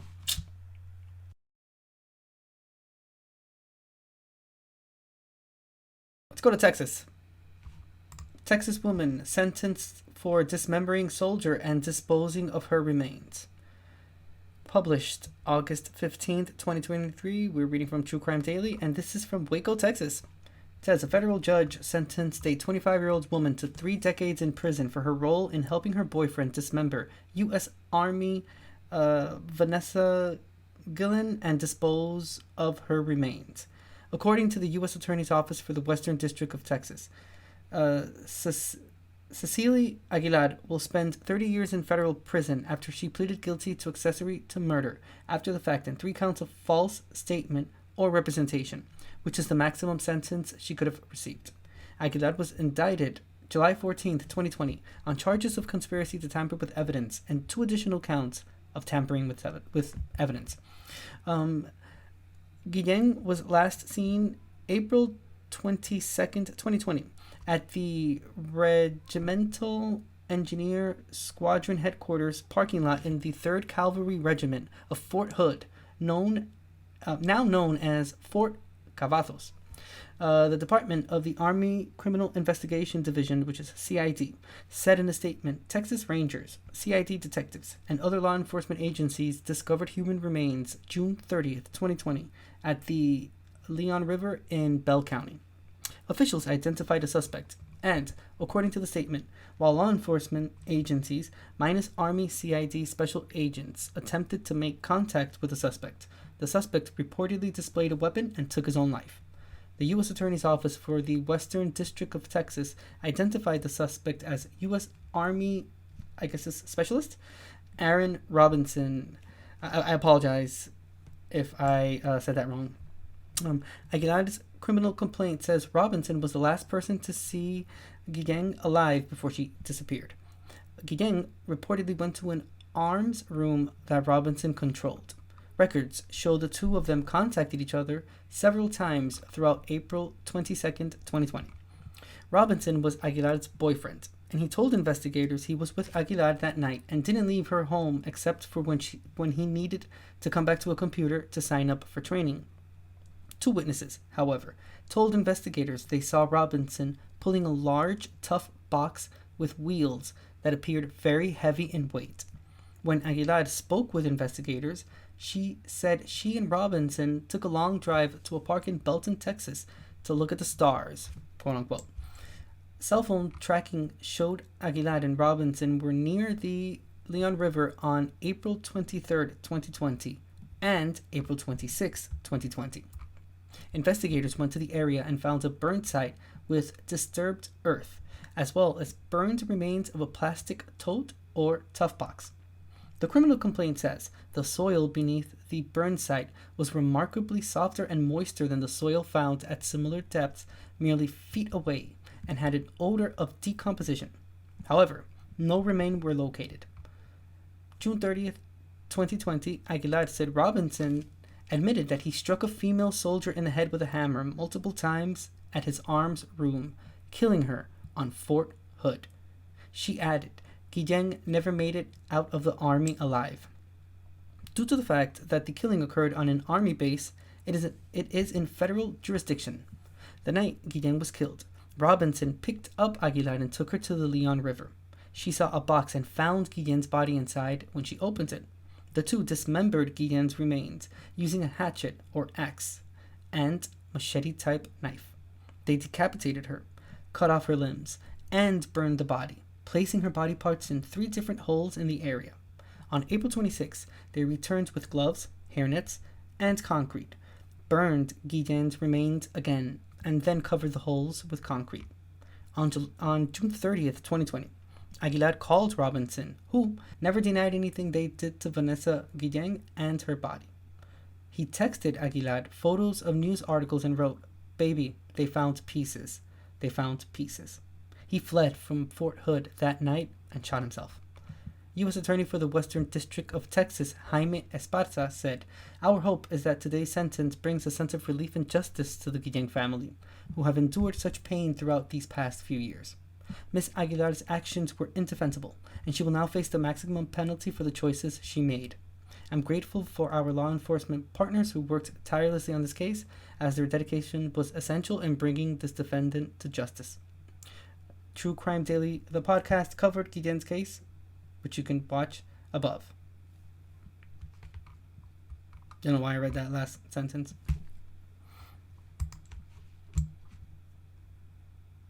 Okay. Let's see. So this is from July 1st, 2020. Aw, boo. That's the Army Criminal Investigation Division, but I don't know why it didn't let me check out the investigation update.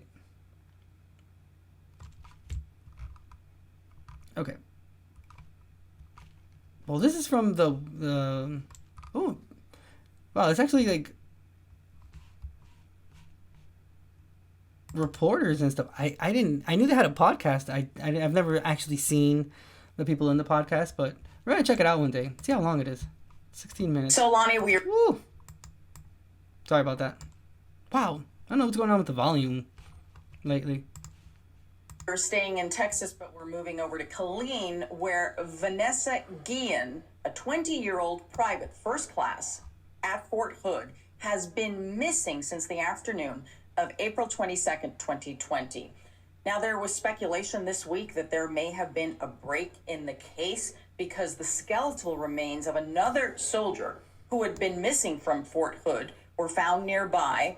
These were the remains of Private Gregory Morales. He'd been missing since August of 2019, but military officials say that so far, they don't believe that there is a connection between these two. So Vanessa is all of 5 feet 2 inches tall. She weighs 126 pounds. She has black hair and brown eyes. She was last seen in a black t-shirt and purple athletic. And she was serving this country, so thank her for her service. And on top of that, lament the fact that this happened. Tragic. Mind you, happened at Fort Hood. So, like the article says, this is now a federal investigation. You know, it's a federal jurisdiction because it happened at an army base. Yeah. This has actually been going on for quite some time now. I remember reading about this. I think it was kind of not so much at the beginning, but more when the news broke and they started talking about it a lot more, because it's not the first time that this case has made news because of the fact that it was at a army base. Sad. So I thank her for her service. And geez, people are fucking evil.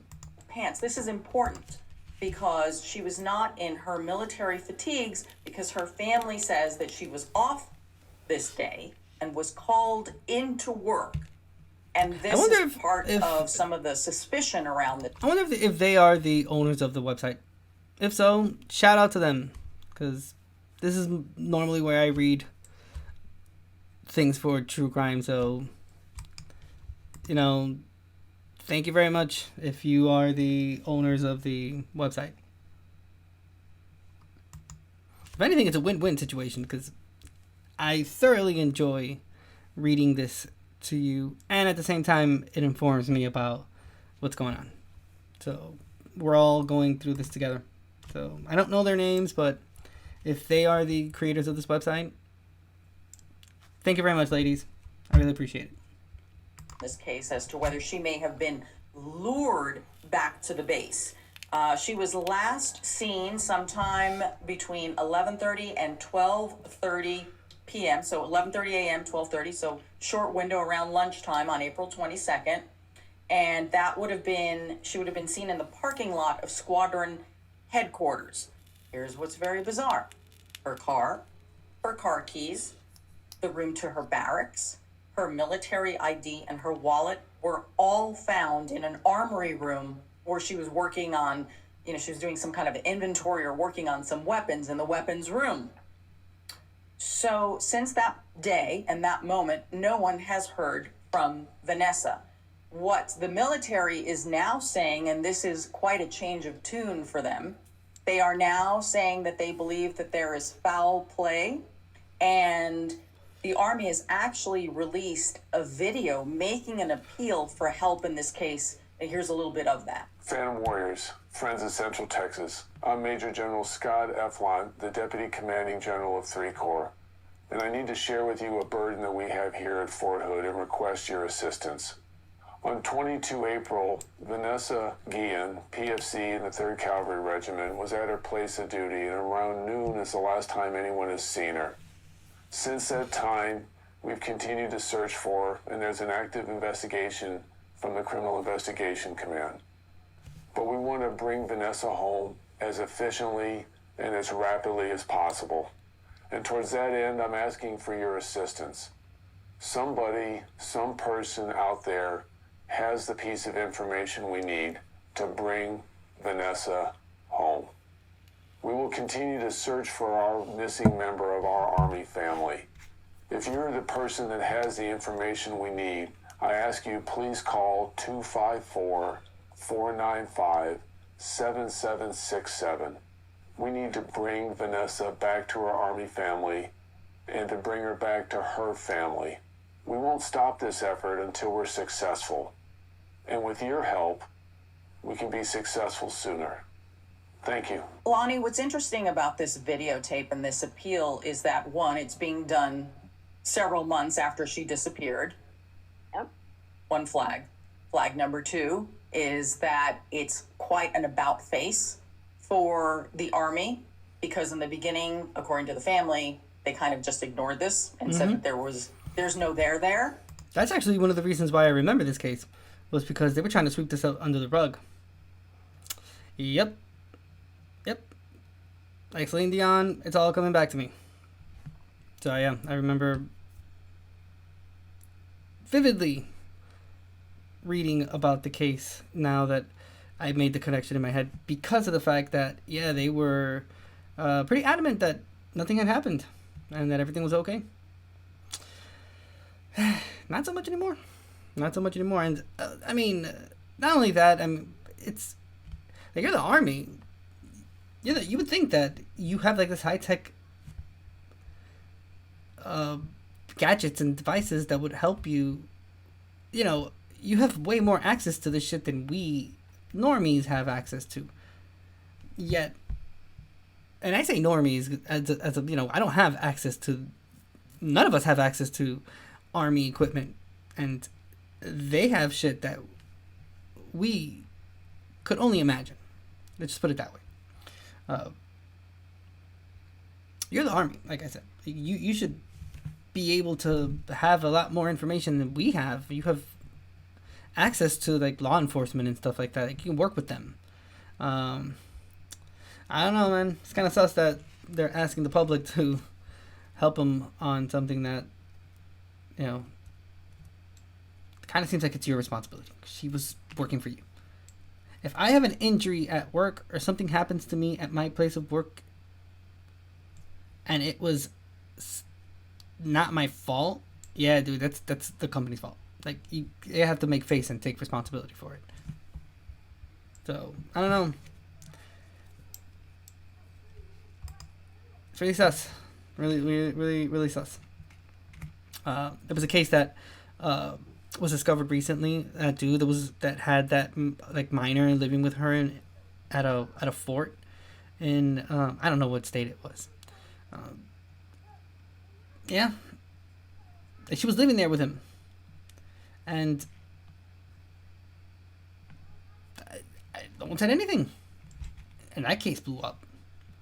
A lot of people are in hot waters because of it. That's all I can say. I don't know. There has to be, I guess, a better response team when it comes to situations that arise. I've always said that groups of people, regardless of where you are, there's bound to be some type of trouble because we're people, we're humans. That's what happens when human beings conjugate together. Whether it's places of living or work or whatever, you're gonna rub shoulders with people. It happens. Which is why that leads me to, you know, hating when people say that, you know, they're surprised that stuff happens in their town and whatnot, because shouldn't be surprised. Again, wherever there's people, human beings, anything is bound to happen. That it hasn't happened is one thing, but it could happen. I'm not saying it will, but it could. And time after time, these true crime cases have agreed with me. Have agreed with me a lot. I can tell you that much. I won't leave this whole video. I'll just leave a little bit, but again, I'm gonna make my own little investigation, figure out if they are the owners of this website. If they are, shout out to them. And now it is actual foul play. So something has changed here. So Lonnie, don't you find this about face in the military's position on what happened to Vanessa very suspicious? Yes, and I actually find it infuriating because 2 months ago, and as we know, when someone goes missing, that is a critical time, those first, 24, 48 hours. The family I think it's an old video. Reported her missing. Apparently, they couldn't find her anywhere, and yet they acted like it wasn't a big deal. How does someone go missing from one of the most secure places, right? This army base, when there's supposed to be all of these checks and balances there. And for 2 months, the army just kind of shrugs their shoulders, like, we don't know where she is, but it's no big deal. Then they find the remains of the body of a soldier who went missing 10 months ago. And there's no way they can hide that, right? That's out there. So all of a sudden we have this plea of, oh, now we suspect foul play in this missing female soldier. Why they didn't suspect foul play before, because nothing's changed in her case, right? Other than they found this other missing soldier's body. So now suddenly they're going to take this seriously and say there's foul play. Why couldn't they have figured that out beforehand? Why didn't they figure that out right when she was reported missing, when there were all of these red flags we talked about? The fact that her car keys, her room key, her wallet, her ID card are all left in the armory where she was supposedly working on a day when she wasn't supposed to be working. She was called in for some reason. Her cell phone's missing. Right there is like, what's going on here? And there should be very easy ways to try and track her at that point. Yeah, she makes a pretty good point. There's obvious things that you can, notice. The list of things that she said, all of her things, her personal belongings were in the arms room. Again, this is one of the most secure facilities in... You can't hear.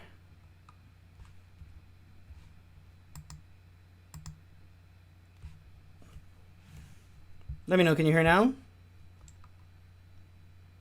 Hello, hello? Hold on, let me check.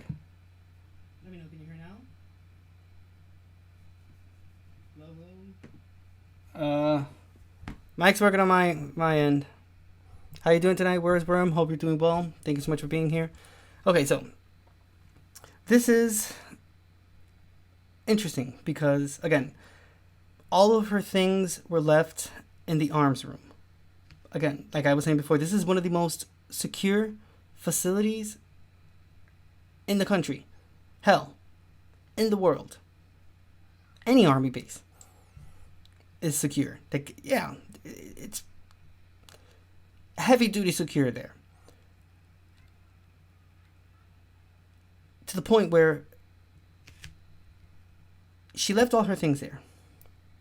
She was called into work without her being on call that day, so I think it was her day off and whatnot, and there should be footage of all this happening in the most secure facility in the country. So, I don't know, man. Again, this is one of the reasons why I remember the case.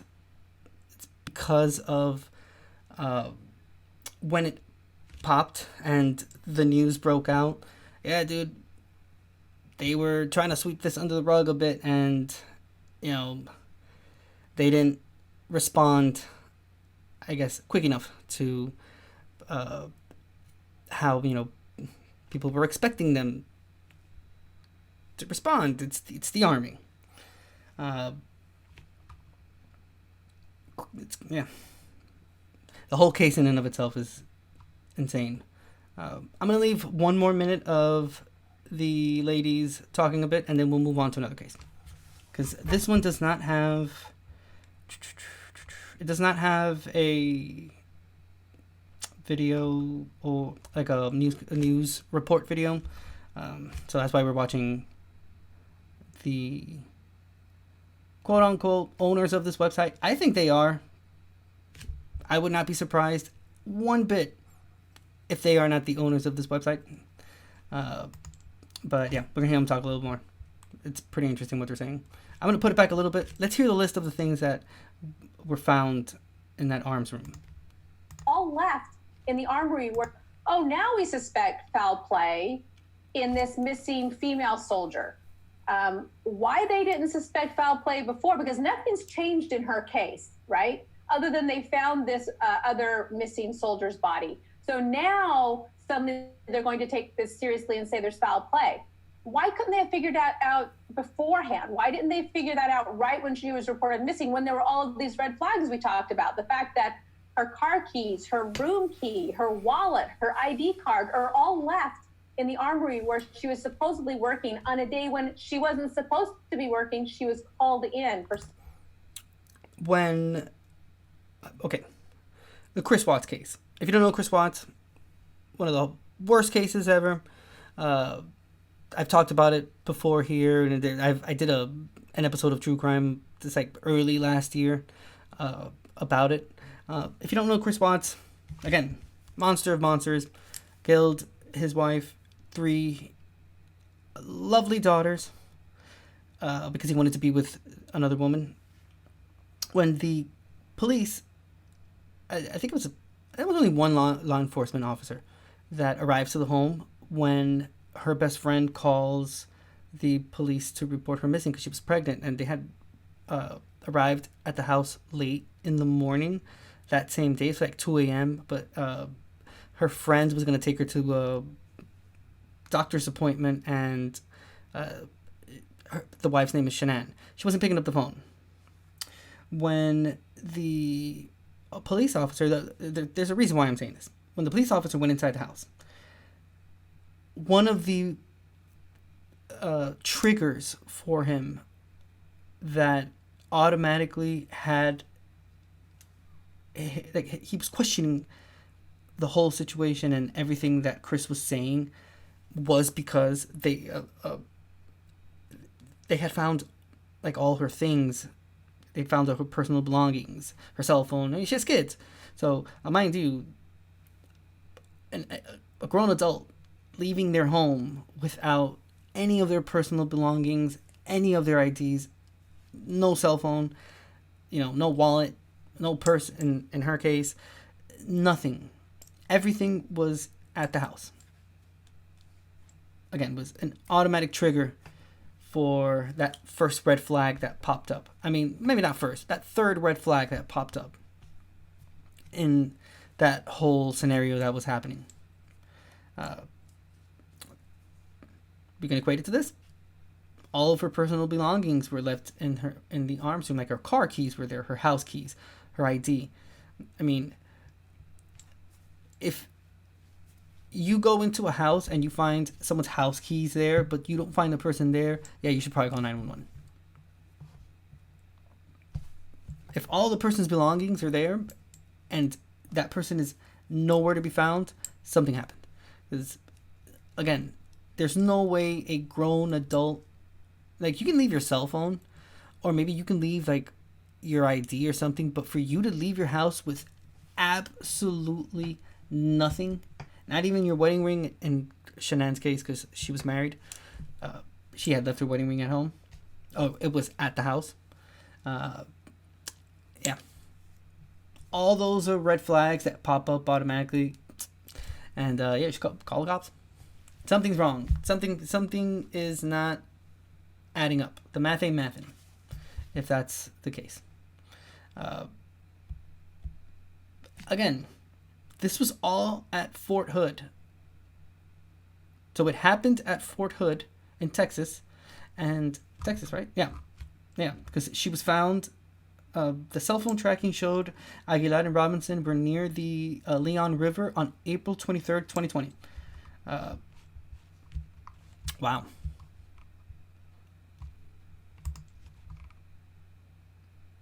Crazy, because during that time, like, the world was at halt. This is April, like, the end of April 2020, so damn. All right. Again, I put the video back a little bit, but we'll just hear a little bit more, and then we'll move on to the other case. Some reason.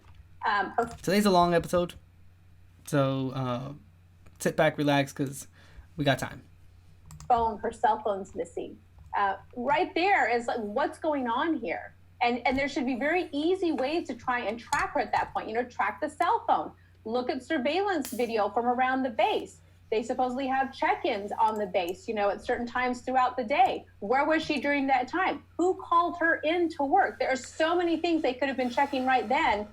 Talk to the family, because the family had some interesting information about her, as far as she had told her mother that she was being sexually harassed by a superior on the base.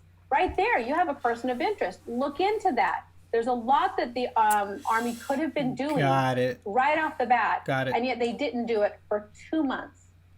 Well, what I find very troubling is that I believe Fort Hood has to be one of the most secure places on the planet, because there have been 2 massacres on that base that took place in 2009 and in 2014. And for those who don't remember, I mean, these were horrific shootings that took place.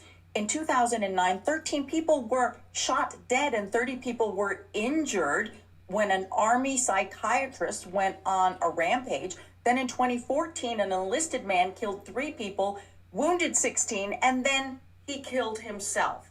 So given that there have been these massacres on the base, there is no way that you can convince me that there isn't a camera on every square inch of that military base, and that they don't know who is going in and who is leaving every second of every day. That's what I said. Those 2 events. Dude, Fort Hood is one of the most secure facilities in in the country. I mean, she said the planet. I don't speak for the whole world. It could probably be true. I wouldn't be surprised, but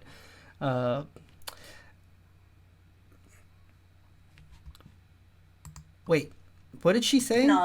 And in 2014. And for those who don't remember, I mean, these were horrific shootings that took place. In 2009, 13 people were shot dead and 30 people. Okay, so 2009 Fort Hood. Oh, shit, okay. Wow, that was really quick.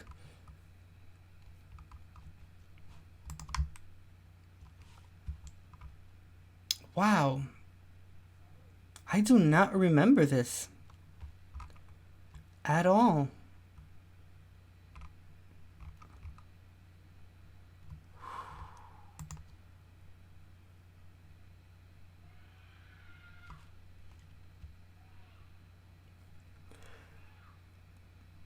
I don't know if you could hear that. I'm sorry. The kids are on vacay and like not my kids. I mean like in general.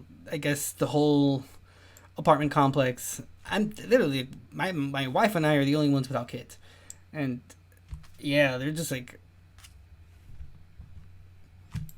living summertime, but I don't know if you heard that, but yeah, it screams really loud, but all right, nonetheless, I thought this was a video. I'm sorry. I was waiting for it to like load up, but no, it's not. Okay. We are reading from kwtx.com. This was 10 minutes of gunfire 10 years ago left 13 dead, more than 30 injured. Okay, so it says 10 years ago on Thursday, November 5th, 2009, a day that had dawned chilly but bright and clean quickly turns bloody as a U.S. Army psychiatrist walked into an on-post resilience center and began shooting. Nidal Malik Hassan fatally shot 13 people and injured more than 30 others before Fort Hood Civilian Police Sergeant Mark Todd shot him, ending the rampage. Of the 13 killed, 11 died at the scene and 2 others died later after being taken to hospitals. One of those killed was pregnant, yet her baby, who also died, never has been individually counted on the list of victims. Damn. The shooting still ranks as the worst mass shooting at a military installation in U.S. history. Hassan's wounds left him paralyzed from the waist down, but shortly thereafter he was formally charged with 13 counts of premeditated murder and 32 counts of attempted murder under the Uniform Code of Military Justice. Those were the charges he faced at court-martial that began August 7, 2013, during which Hassan acted as his own attorney. He admitted he was the gunman in his opening statement and had beforehand told a judge that he had gunned down the soldiers at Fort Hood who were being deployed to protect Muslims and Taliban leaders in Afghanistan. Hassan called no witnesses, presented only scant evidence, and made no closing argument. On August 23, 2013, the court-martial jury found him guilty of all 42 counts and then 5 days later set his punishment at death. Hassan, dressed in army fatigues, showed no reaction as the 13-member panel of senior officers handed down the death sentence. If the decision had not been unanimous, Hassan would have been sentenced to life in prison instead. The panel also stripped Hassan of pay and other financial benefits, which he had continued to receive while in custody before conviction. Hassan was flown to Fort Leavenworth, Kansas, where he is one of 6 service members awaiting execution on the military's death row. Those who care for him there, along with his lawyer, John Galligan, of Belton, say it's far more likely he'll die from his injuries than by execution. No active duty service member has been executed since 1961, and legal experts said it will probably be many years, if ever, before the sentence will be carried out. Hassan shouted Allahu Akbar and then opened fire. Ultimately, investigation showed Hassan, at 1:34 p.m. on November 5, 2009, walked into the Soldier Readiness Center, the place where soldiers went for routine medical attention in advance of deployment, just prior to shipping out to Afghanistan. Hassan was carrying an FN-57 handgun he'd fitted with 2 laser sights, one red and one green, and an older model Smith & Wesson .357 Magnum revolver, which he didn't use. He stopped at the first desk inside the north door and asked to see Major Parrish, an officer who'd been assisting Hassan preparing for deployment. A witness said the soldier manning the desk got up and went down a hallway to find the officer, and while he was gone, Hassan slipped behind his desk, for several seconds bowed his head as if in prayer, abruptly stood up, shouted Allahu Akbar, it's Arabic and means God is great, and started indiscriminately spraying the room with gunfire. After first firing randomly, the witness said, Hassan began targeting individual soldiers and shooting them.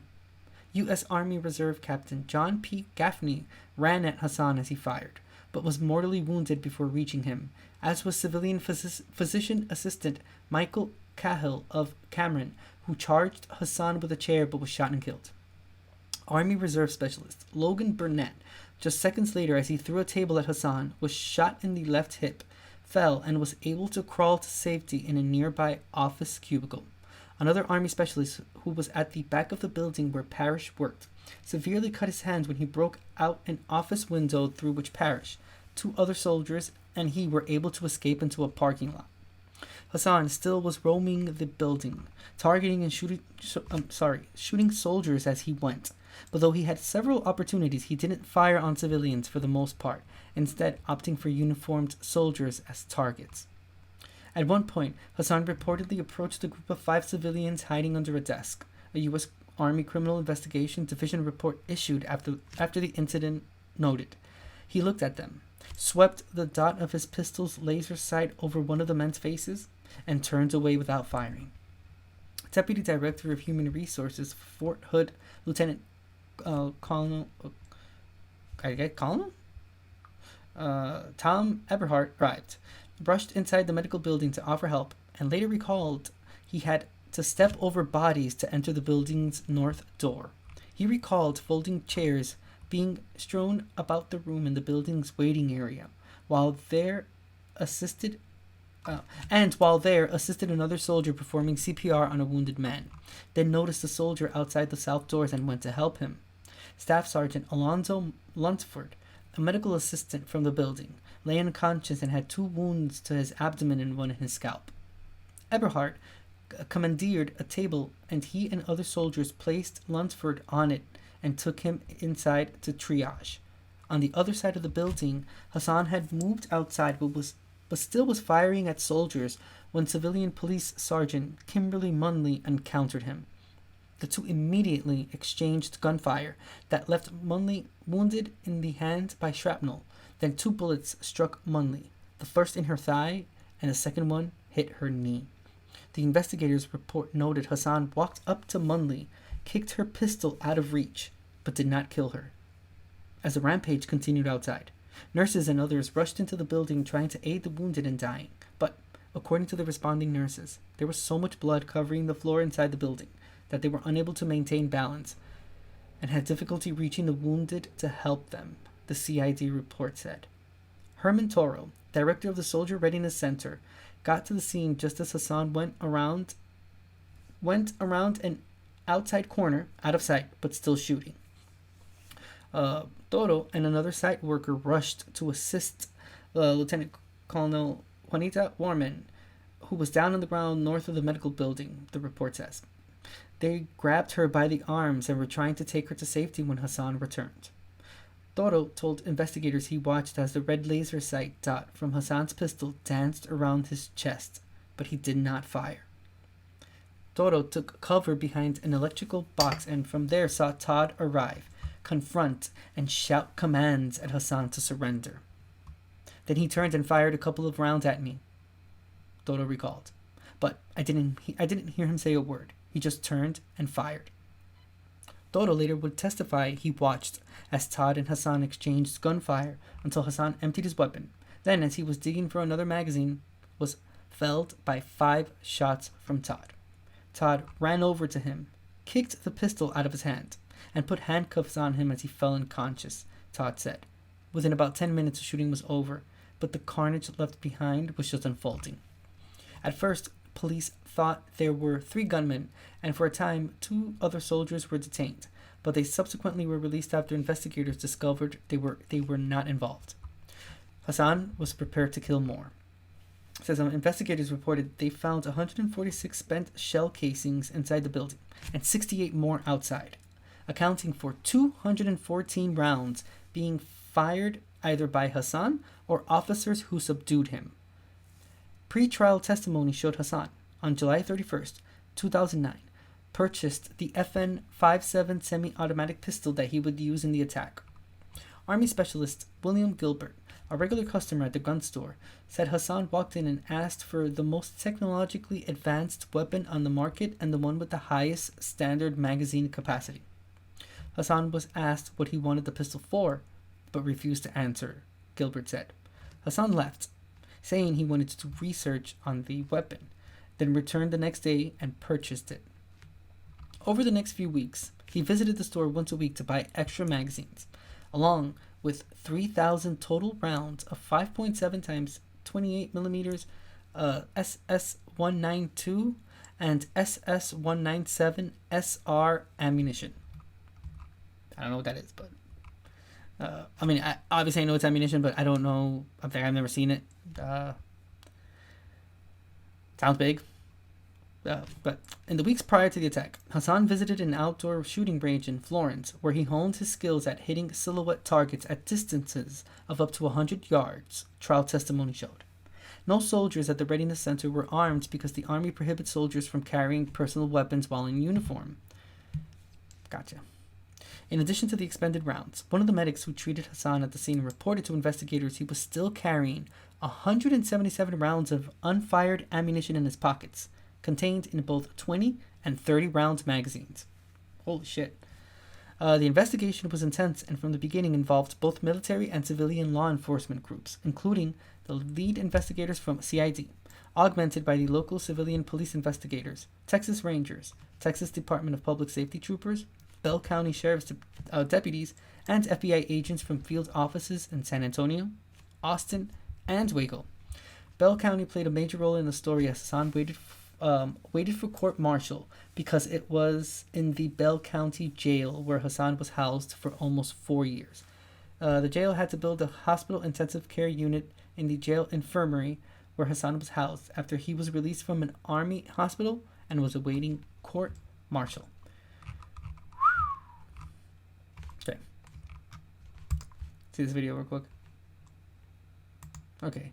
The following KWTX-TV program, Courage, originally aired on the 5-year anniversary of the Fort Hood tragedy, November 5th, 2009. This is a little long. I didn't think it was going to be this long. Decade. And while we will all... Alright. Well, I guess I don't know. Whatever. Fuck it. Maybe not the whole thing. 33,000 block of 72nd Street. We have some people on the ground. Out of nowhere, a man stood up in uniform, screamed Allah Akbar, and proceeded to open fire on myself and the rest of my fellow Wow, I did not know there. about this. All defenseless, no This weapons. is a complete surprise to me. It happened real quick. One of the platoon sergeants was shot. We have currently 2 victims with gunshot wounds. When I heard Velez scream, "My baby, my baby, my baby," I thought, oh no, this is real. Someone's shooting. I mean, it's bad. The soldiers that were killed, they were killed the same as if they were in battle. First time since the war began that one of our own has turned against us. In one of the worst mass shootings ever to take place on an American military base. Juanita, Michael, John, Francesco, Jason, Amy, the martyr, Eric. Damn. I did not know this. Justin, Michael, Cam, and Frederick. I'm very angry about this. In case you're just joining, I appreciate it. Thank you. We're watching this because we were originally watching a video about a case that we were reading about that happens at Fort Hood as well. And that let us, she said something, she mentioned this the podcaster mentioned this case that happened at this army facility, and yeah, it took me by surprise. I had no idea, did not know about it. This was 14 years ago? Yeah, quite some time ago. But nonetheless, still pretty awful. Wow. Situation. It was senseless and it shouldn't have happened. Hundreds and hundreds and hundreds of people will be scarred for life. General Casey called this event a kick in the gut, which was so appropriate. But I will tell you, at this time, Fort Hood has gotten its breath back, and we continue to move forward. Okay, let's see. I want to go to maybe tonight? an actual explanation of... Time fading on. LT, she's a captain now. Well, the medic kept turning my head to where the wound was down. Also, I'm not 100% sure if the music that they're using here is like copyright or whatnot, so I don't want the live stream to be taken down or anything. Where we kept the major... Yeah, it has that music all through and through. But luckily, what we'll do is we'll go back here and we'll see if we can find a video. Okay, this is from ABC News. This is from 2013.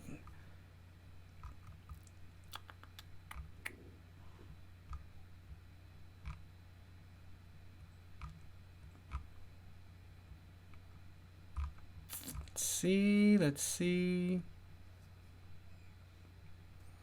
Okay, well,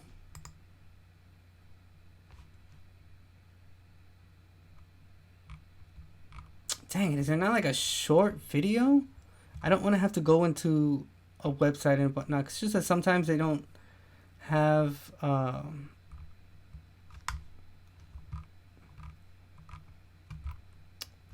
they have like music and shit on their videos.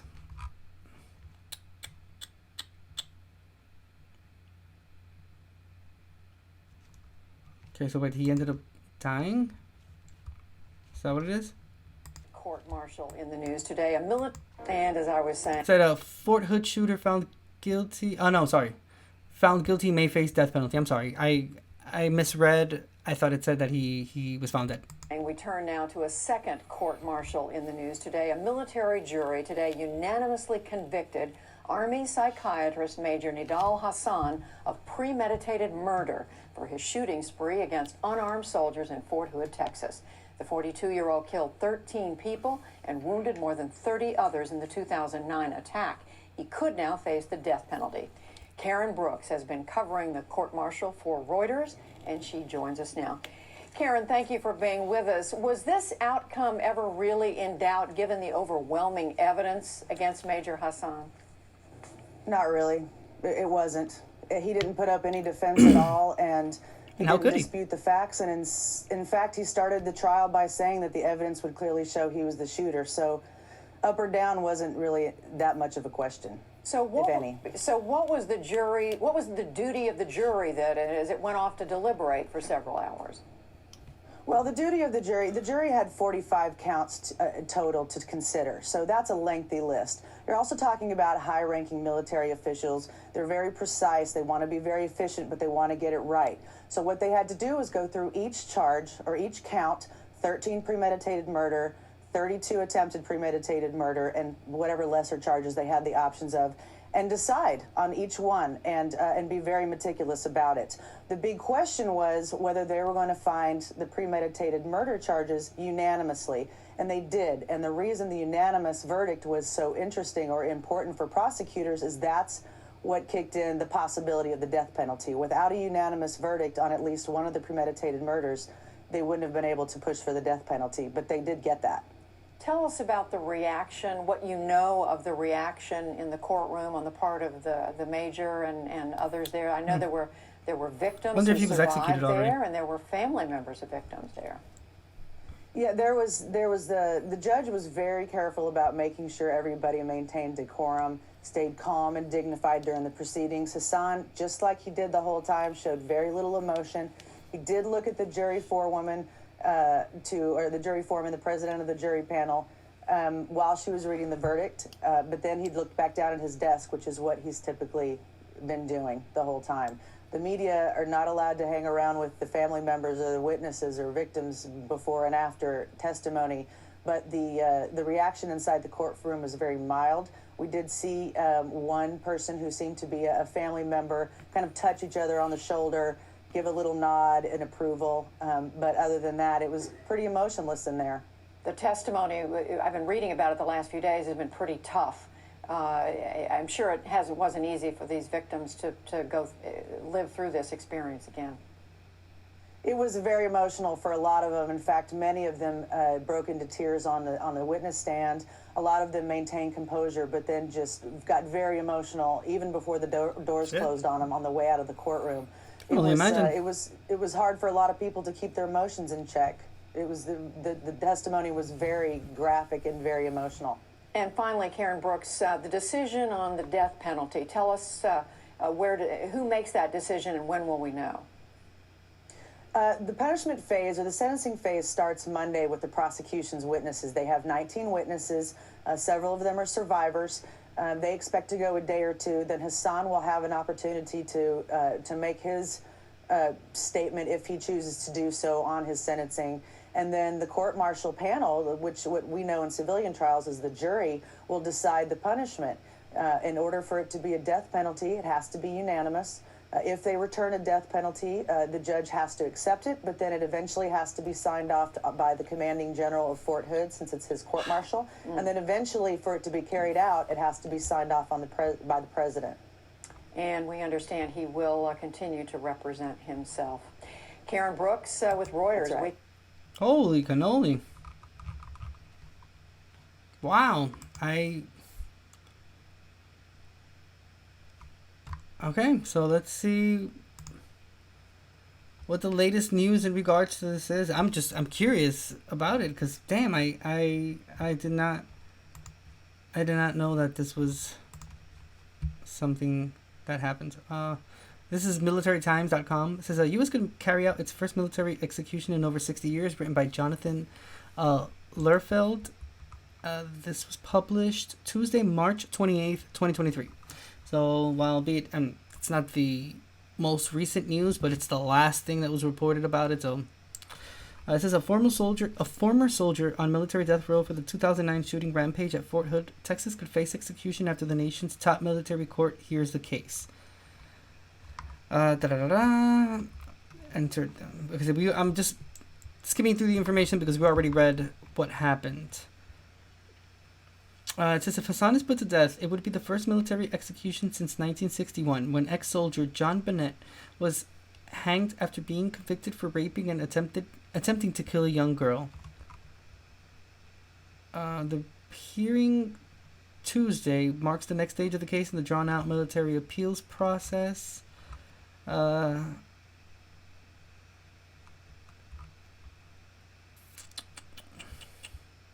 Okay. So the Department of Justice imposed a moratorium in the summer of 2021 to pause federal execution orders. Although it still is pressing for the death penalty in certain cases, according to the Associated Press. This followed the Trump administration's resumption of federal non-military executions in 2020 after a 17-year hiatus. Wow. Holy shit. Fucking insane. We deviated a little bit from topic, but I apologize for that. I was just really curious about what she said, and again, I didn't know that had happened at Fort Hood. That's crazy. This was the case we were originally reading that then led us to the other. It's a massacre. That's what it is. That's crazy. Holy shit. Alright. We'll move on with the other video, the one that we were watching. The True Crime Daily podcast is like 20 minutes long. So, I mean, we heard enough information about that.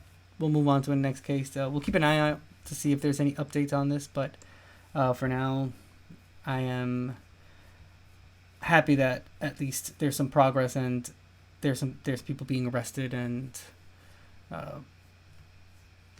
there is now an established timeline that investigators can work on and, bring this person that committed this horrible crime against this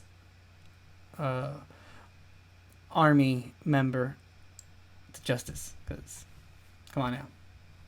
Can't play games like that. Crazy.